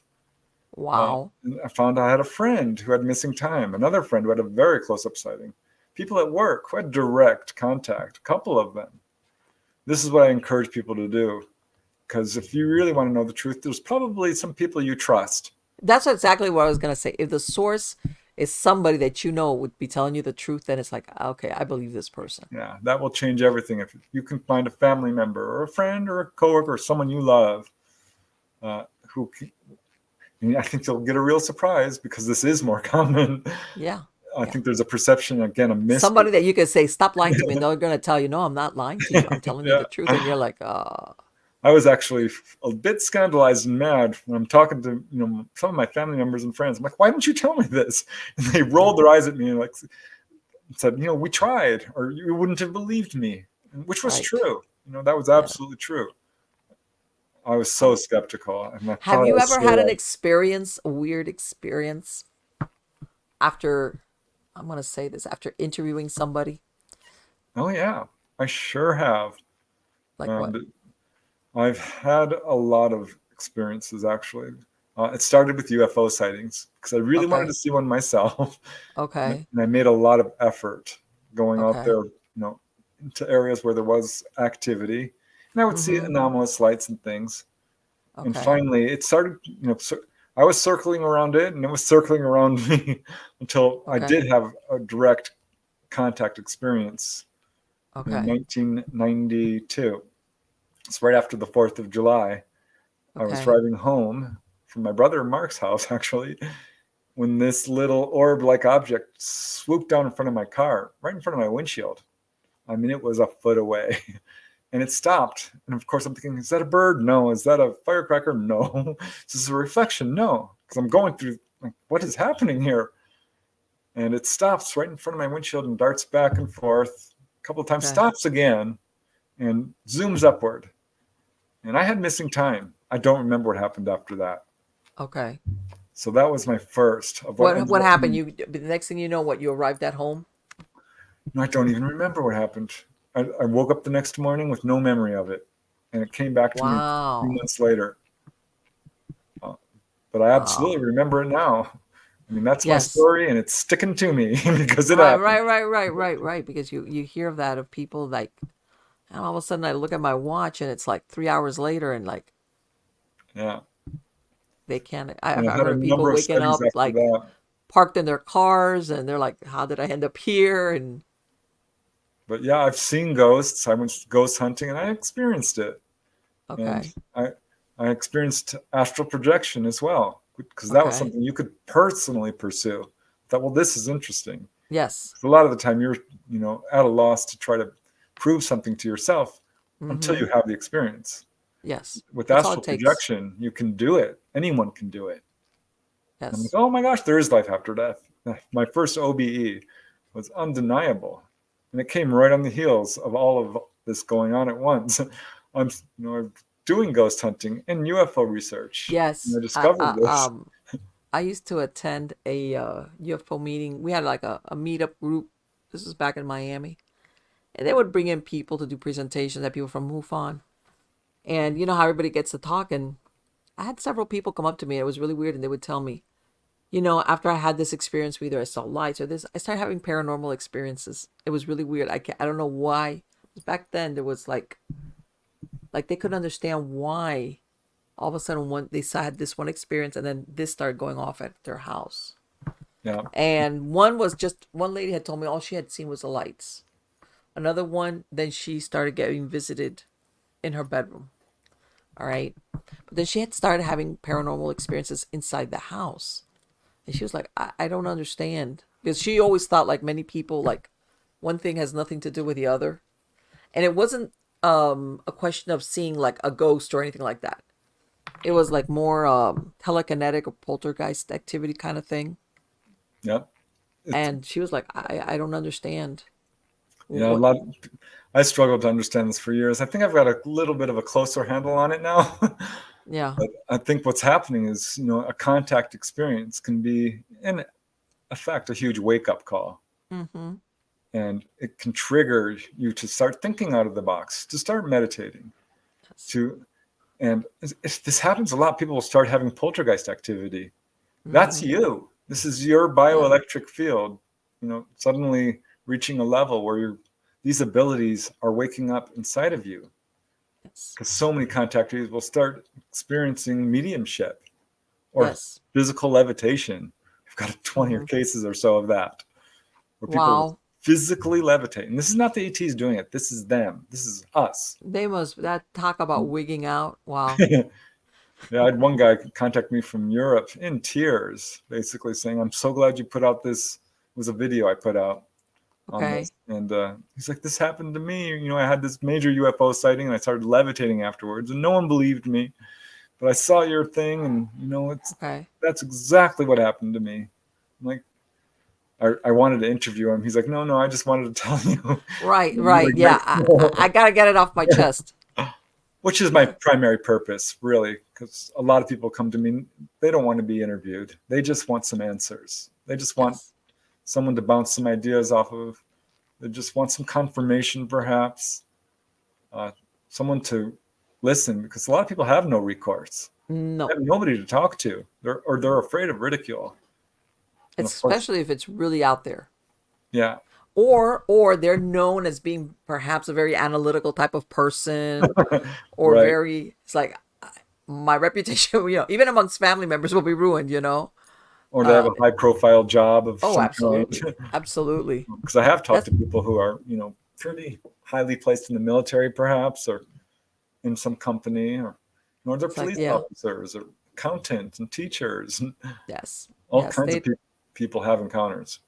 and the people don't, and I think everybody understands. There's no, you're not going to go to the rules of the company where it says you shall not, but it's like an unwritten rule. If you start, depending again what your position is or what it is that you do, will you start saying something along those lines, and maybe your chance for promotion will evaporate. Yeah. Well, we know this to be true. There's many cases of police officers who were Yes, fired, laid off, denied promotion. yes, Leah Haley, she got fired from her job as an accountant.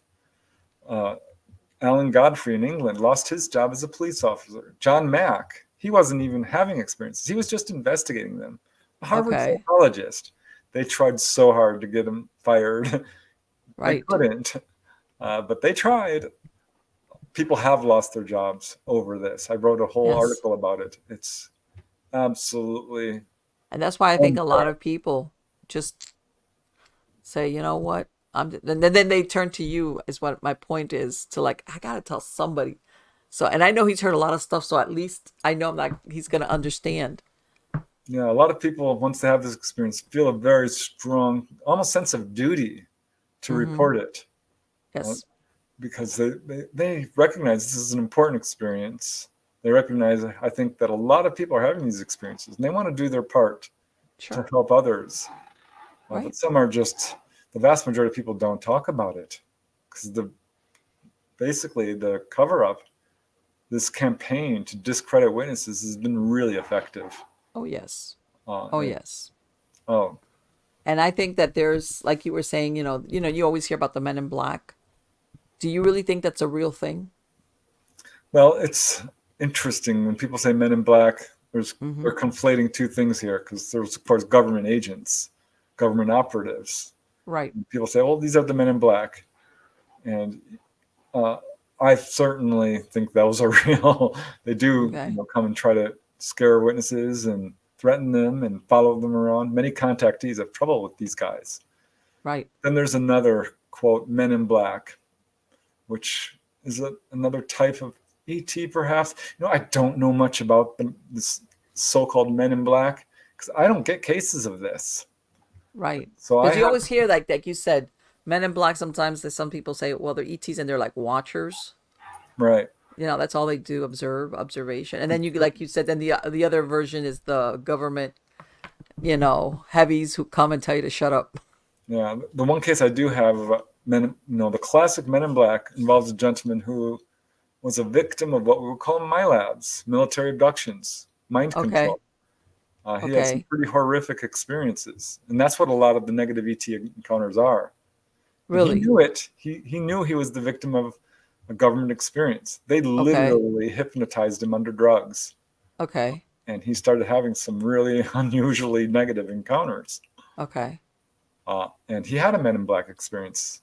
So I think Okay. there might be a connection there as well, but I don't know, because I don't get the Men in Black cases, and it makes me question it. Okay. Uh, Okay. so I follow it. It's not No, super. no, right, right. It's almost like the in the lexicon of ufology and stuff like that. The Men in Black. The Like I said, it could be one or the other. Or who knows? There's little fads that come and go that I wonder about, like black-eyed children. I never Yes. got any cases of those either, and I'm pretty open to all kinds of, if you've seen a ghost, I want to hear about it. Right. If you've had Exactly. an encounter with anything strange, Sure. I'm certainly willing to listen. That's another one I have not gotten a case of, so I don't know. Right. That somebody says I've had this experience exactly, and they have like an upswing, and then it comes down, and nothing else comes of it. Angelic encounters, I Yes. think there's probably angels, as we would think of it, and Yes. demonic spirits as well. I don't think they're ETs by any Right. means, because some people are conflating that. I'm sure. I'm sure. And I can see how that could happen. that's a big danger, I think, in the field, and it's creating a lot of confusion. Mm-hmm. ETs are real. The ET theory is, I know we call it a theory, but this Right. is what most major researchers have concluded, that they are extraterrestrial, people like us from other planets. Certainly the vast majority of experiencers feel this. But there's some major and very influential UFO researchers out there who saying, oh, it's not ET. It's an intelligence that wears different masks.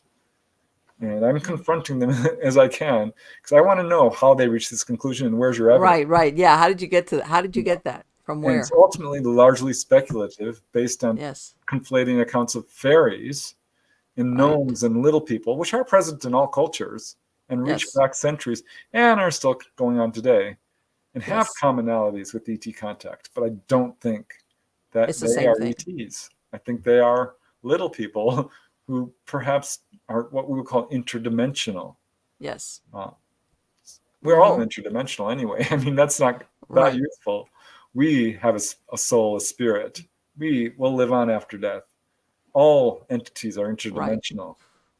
So I'm not But sure yeah, how but useful they're it is. separate in and of themselves from, let's say, like you said, extraterrestrials or Yeah, that's my assessment based on my years of research and personal experiences for that matter. There's a lot of okay. researchers out there who are saying things and calling themselves experts, and they've never even seen a darn UFO. Yes, I can imagine. Yeah, I No. believe that. I believe that. So if when you're doing ghost hunting, you see your first ghost, you're like, wow, oh my gosh, Yes. this is That's what real. I'm saying. That once you have that experience, this whole thing of whether I captured the proof, it doesn't really matter. Because once you have that experience and you're not deluding yourself, you know what I'm saying? You've crossed off all the rational explanations and you know what you saw, heard, or whatever.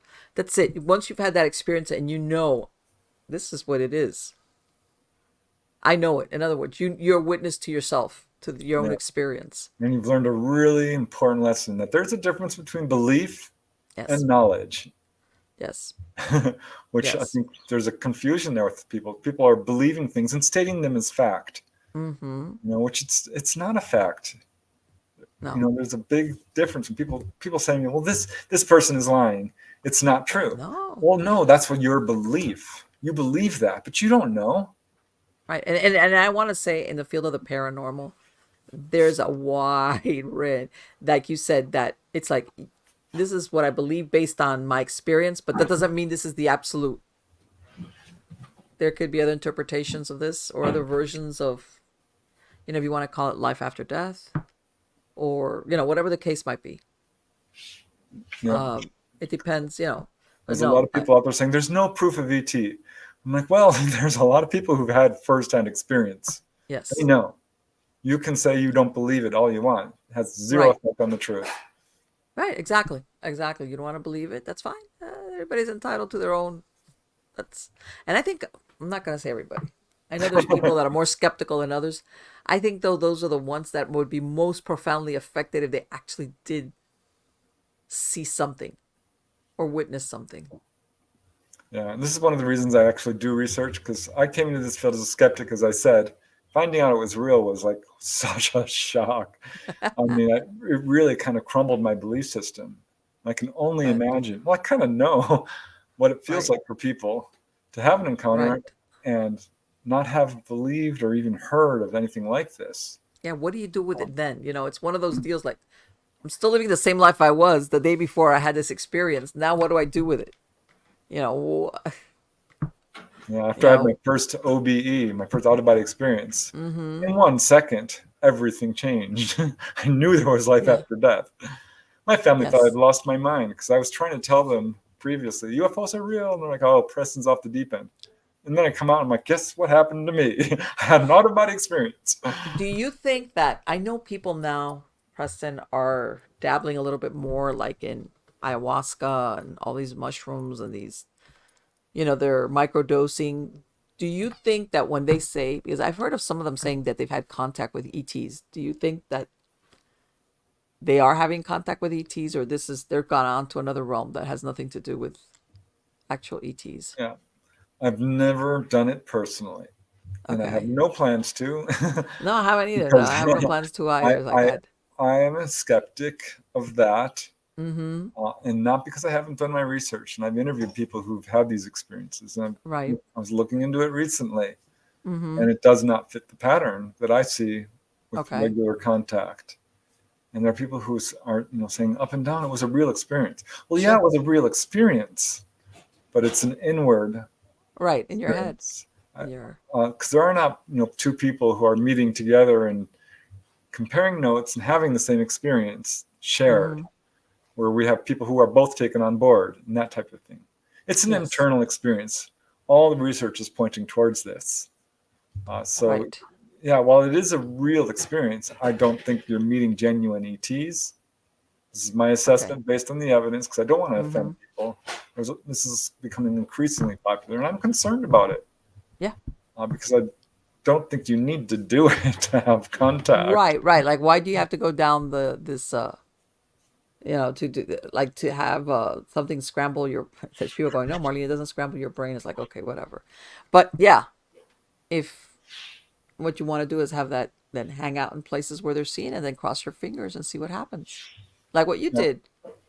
that's what I would recommend, because there are places you can go to see ghosts. Mm-hmm. There are things you can do to have an out of body Just experience. have a little bit of patience. And yeah, it might take some effort for sure, but I just, I'm not a fan of drugs Right. in No, I get general. it. I get it. I hear about that and I'm like, I guess it works for some. I don't know. To me, and maybe it's because I'm just afraid of messing with my brain chemicals. How's that?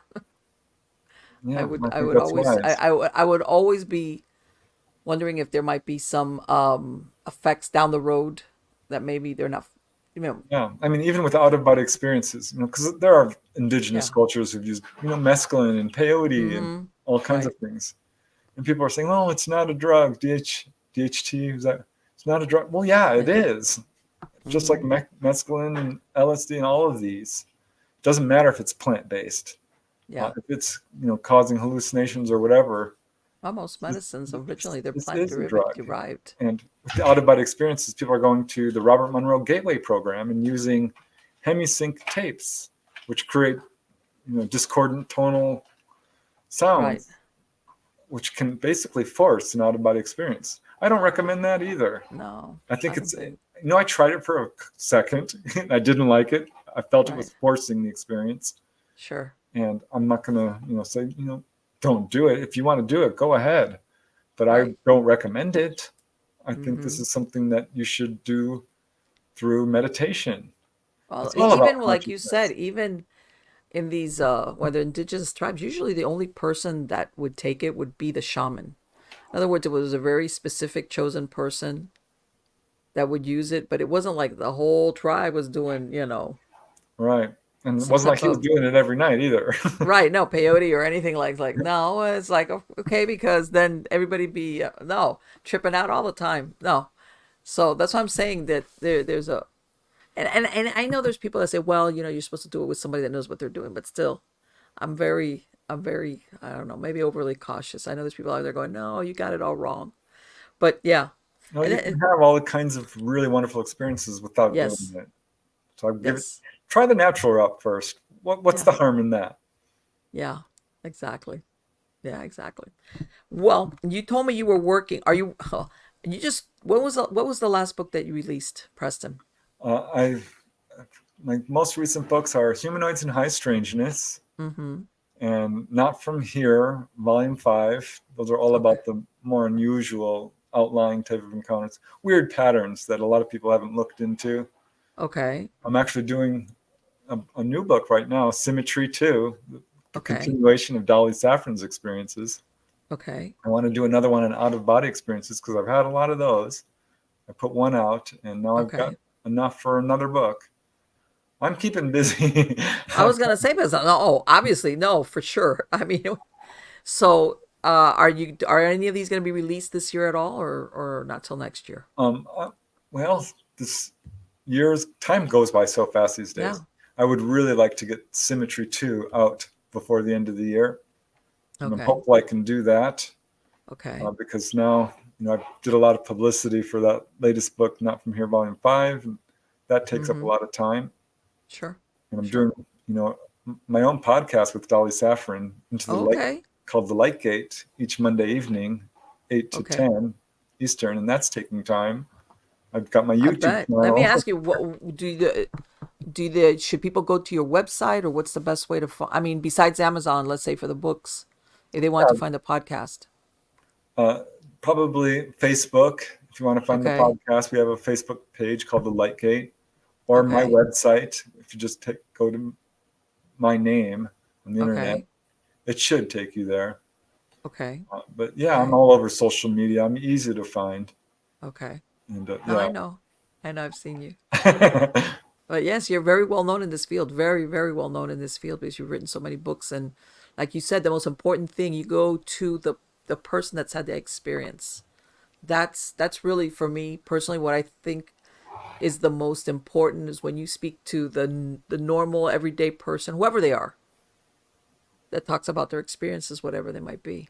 Yeah, it's funny because you hear people on TV, scientists and pundits, who are talking all about what UFOs are and where they come from. I'm like, well, wait a Yes. second. You Right. haven't done any research and you haven't had an experience. You really shouldn't be Mm-hmm. talking about this. Right. Like what was the bulk of people, the last ones that you actually spoke to that had that experience? Unless you had one, you know. And that's another thing. Lately, I don't know, unusual people, like I've seen people that supposedly are affiliated with the government. Now they're saying that they were contactees and this and that. And like, really? That's No. very coincidental timing on your part. Yeah, That kind of can't be deal. too careful. You got to vet for Oh yeah, for yourself sure. all the Absolutely. information. Absolutely. Again, Preston, has been wonderful to speak to you. I'm going to have a link to your website on the credits of the show.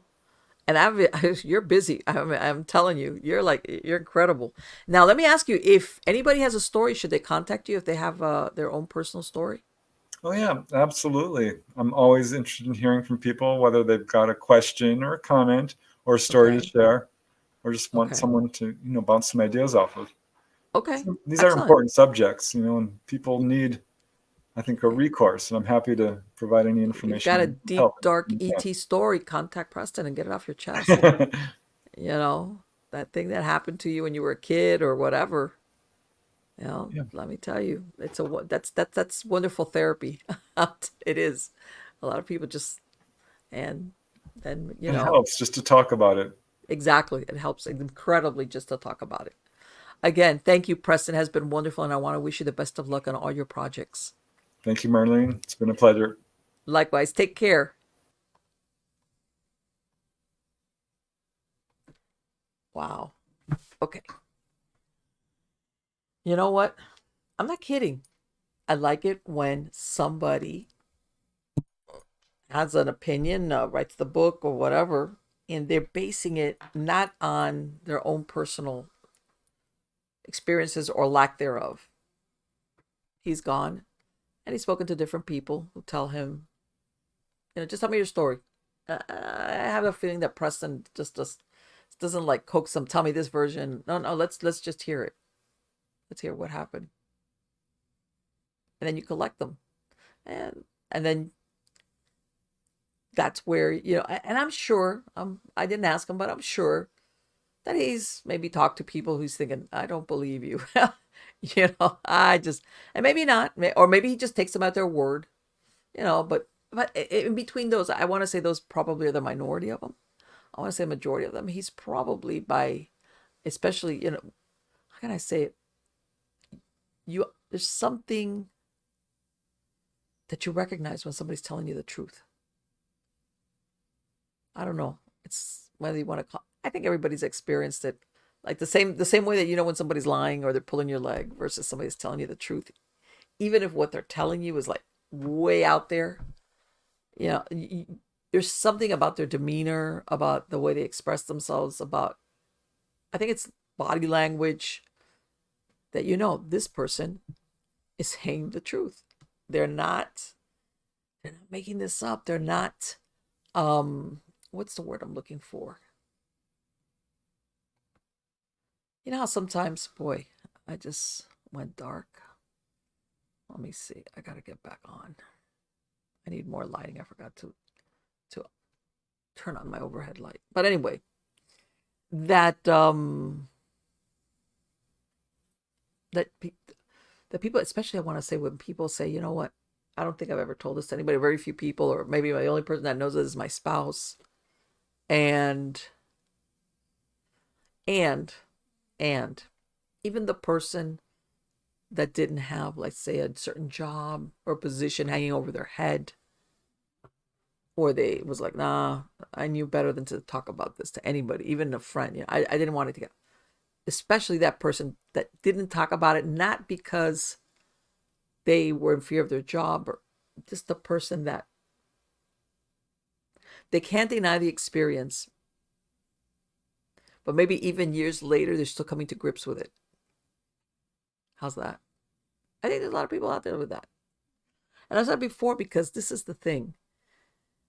Let's say you have an ET experience. I don't know whether you see something, a UFO kind of deal, or an actual, like he says, a contactee. And by the way, please don't get, if I say abductee, I didn't mean it in a bad way. It's just I'm using the parlance that you've always heard.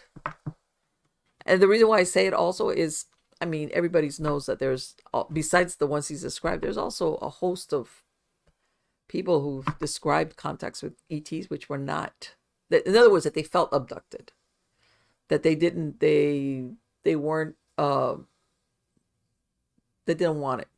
How's that? So, but if you're a contactee and you don't feel like an abductee, please don't be offended if I use the word abductee. But I mean, and this is the thing, you know, there's people that feel a certain way. Some people have had other experiences. It makes you wonder, are the positive experiences coming because they've had contact with a certain type of extraterrestrial, versus the ones that maybe have had negative experiences because it's a different type of extraterrestrial that maybe handle humans a different way, or they have a different agenda, or God, I mean, it could be anything. Um, it could be, you know, it's something that, and I think that's really what, when I was saying, when people, if you have that experience firsthand, I don't talk to anybody, but you know, everywhere you go, there you are. You can't deny it.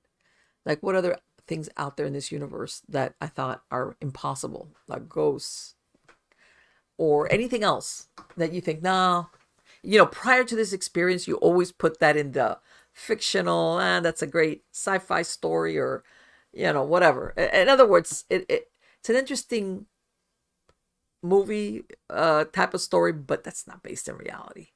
So let's say you have a UFO experience or UFO something, and then it's like it opens that door. Like, what else is out there that I always thought was woo? That I thought, no, that's make believe.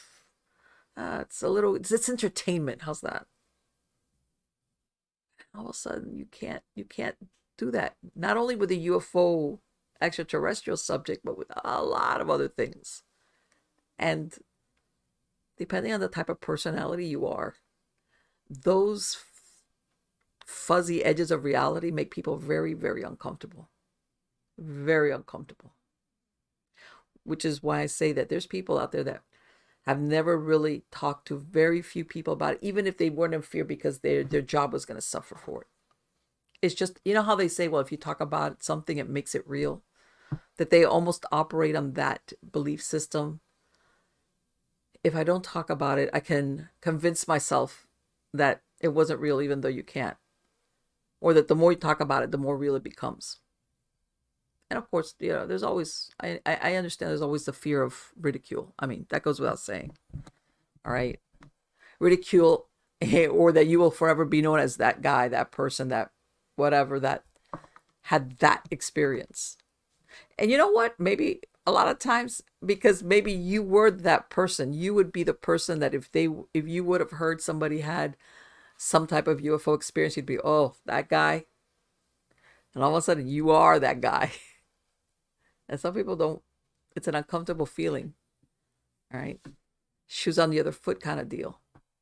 So you go, well, okay, you know what? I'll just be that guy to myself because I'm never going to tell anybody about this. And this is how they handle it. Everybody copes things with things a different way.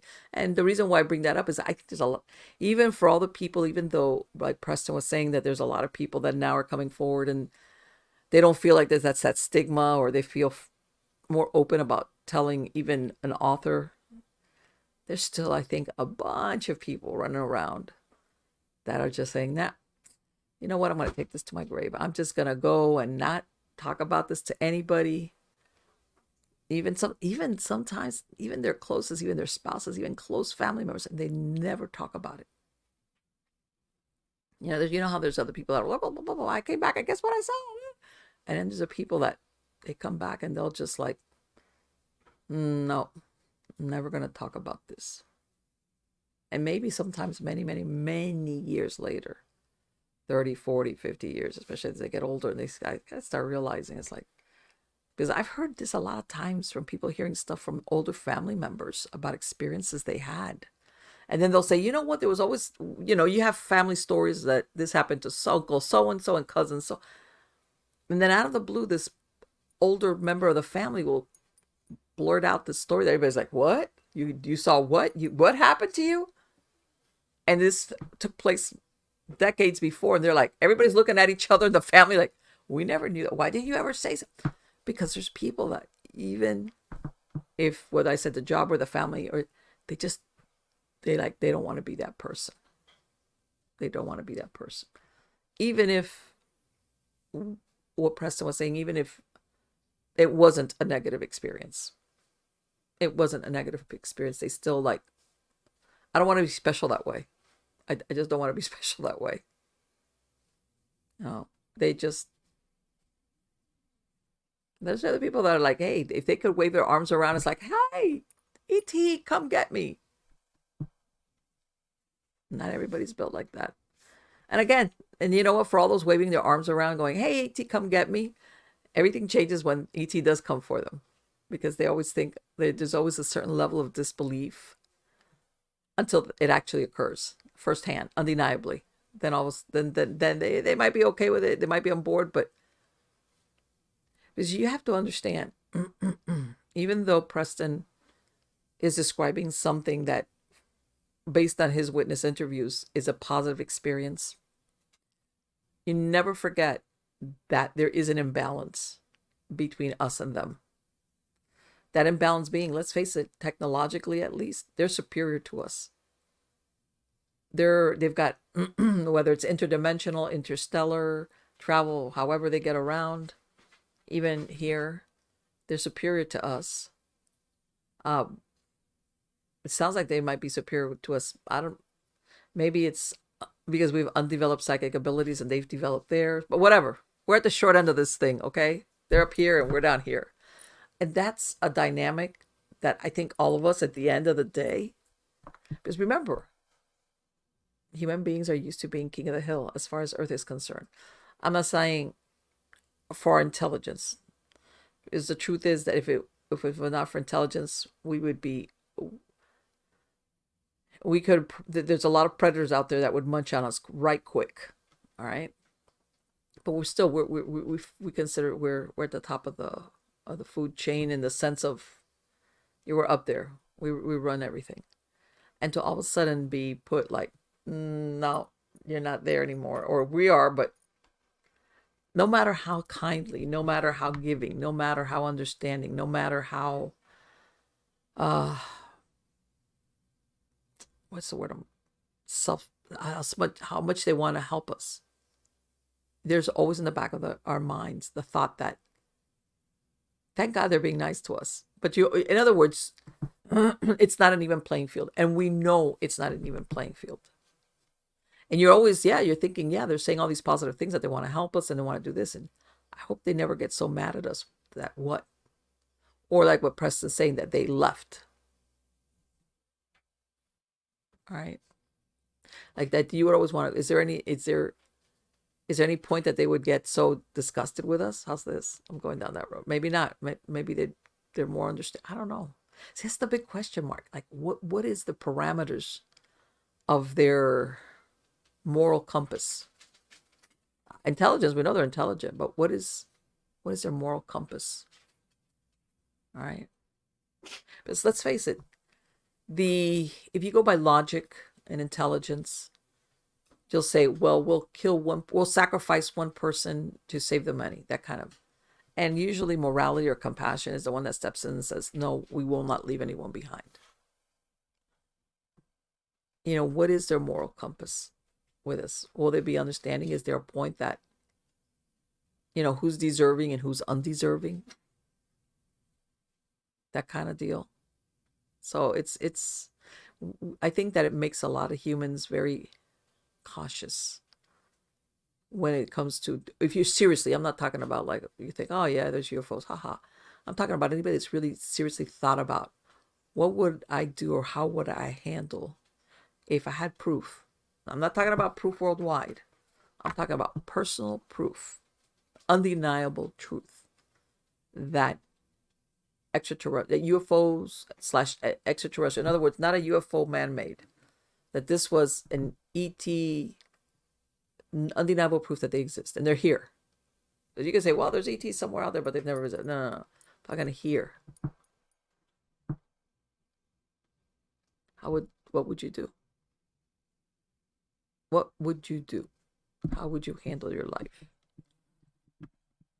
Would you think, is it a good thing? Is it a bad thing? Is it a hopeful thing? Is it like, interesting, huh? Because, let me tell you, just because they say that have the same origins, doesn't mean anything. I mean, they might say, well, that was a failed experiment. Next page. That's just me just making stuff up, but yeah. Food for thought. Anyway, guys, I hope you liked this interview with Preston. I'm going to have his information, a link to, in the credits of the show. If not, his name is Preston Dennett. And that's Preston. And the spelling on his last name is Dennett. And again, he's got a bunch of books there on Amazon all over the place. Also, don't forget to sign up for my newsletter on Substack. Go to mppellicer.com. Go to miamighostchronicles.com or mppellicer.com. And you can find links to everything, all the shows, the podcasts, everything. Everything's on there. And I've got a great list of guests in the wings covering different fields that I've got them lined up. Really interesting people like Preston that have been here before. They've written new material. They're out there, and then brand new people that are coming in. There's a lot of really interesting and intelligent people. And by this, and I I'm getting hung up on the thing when I say intelligent. People is like, I'm not saying. I'm talking about people who have had whatever their field is. Almost like what Preston said, that they call themselves experts when they're not. I'm talking about people that have had real life, either they've done the research firsthand and they've had their own experiences, or they've gone out there and have spoken to others, many other people, about whatever it is that their field is. So yeah, I've got a lot of guests like that. That's like, hey, I'm basing what I'm going to explain, talk about, whatever it is. This is why we arrived at that conclusion.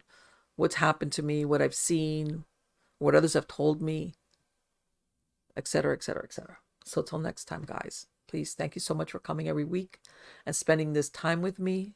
And again, let me remind you, but I know you all know that you are all wonderful. Till next time, take care.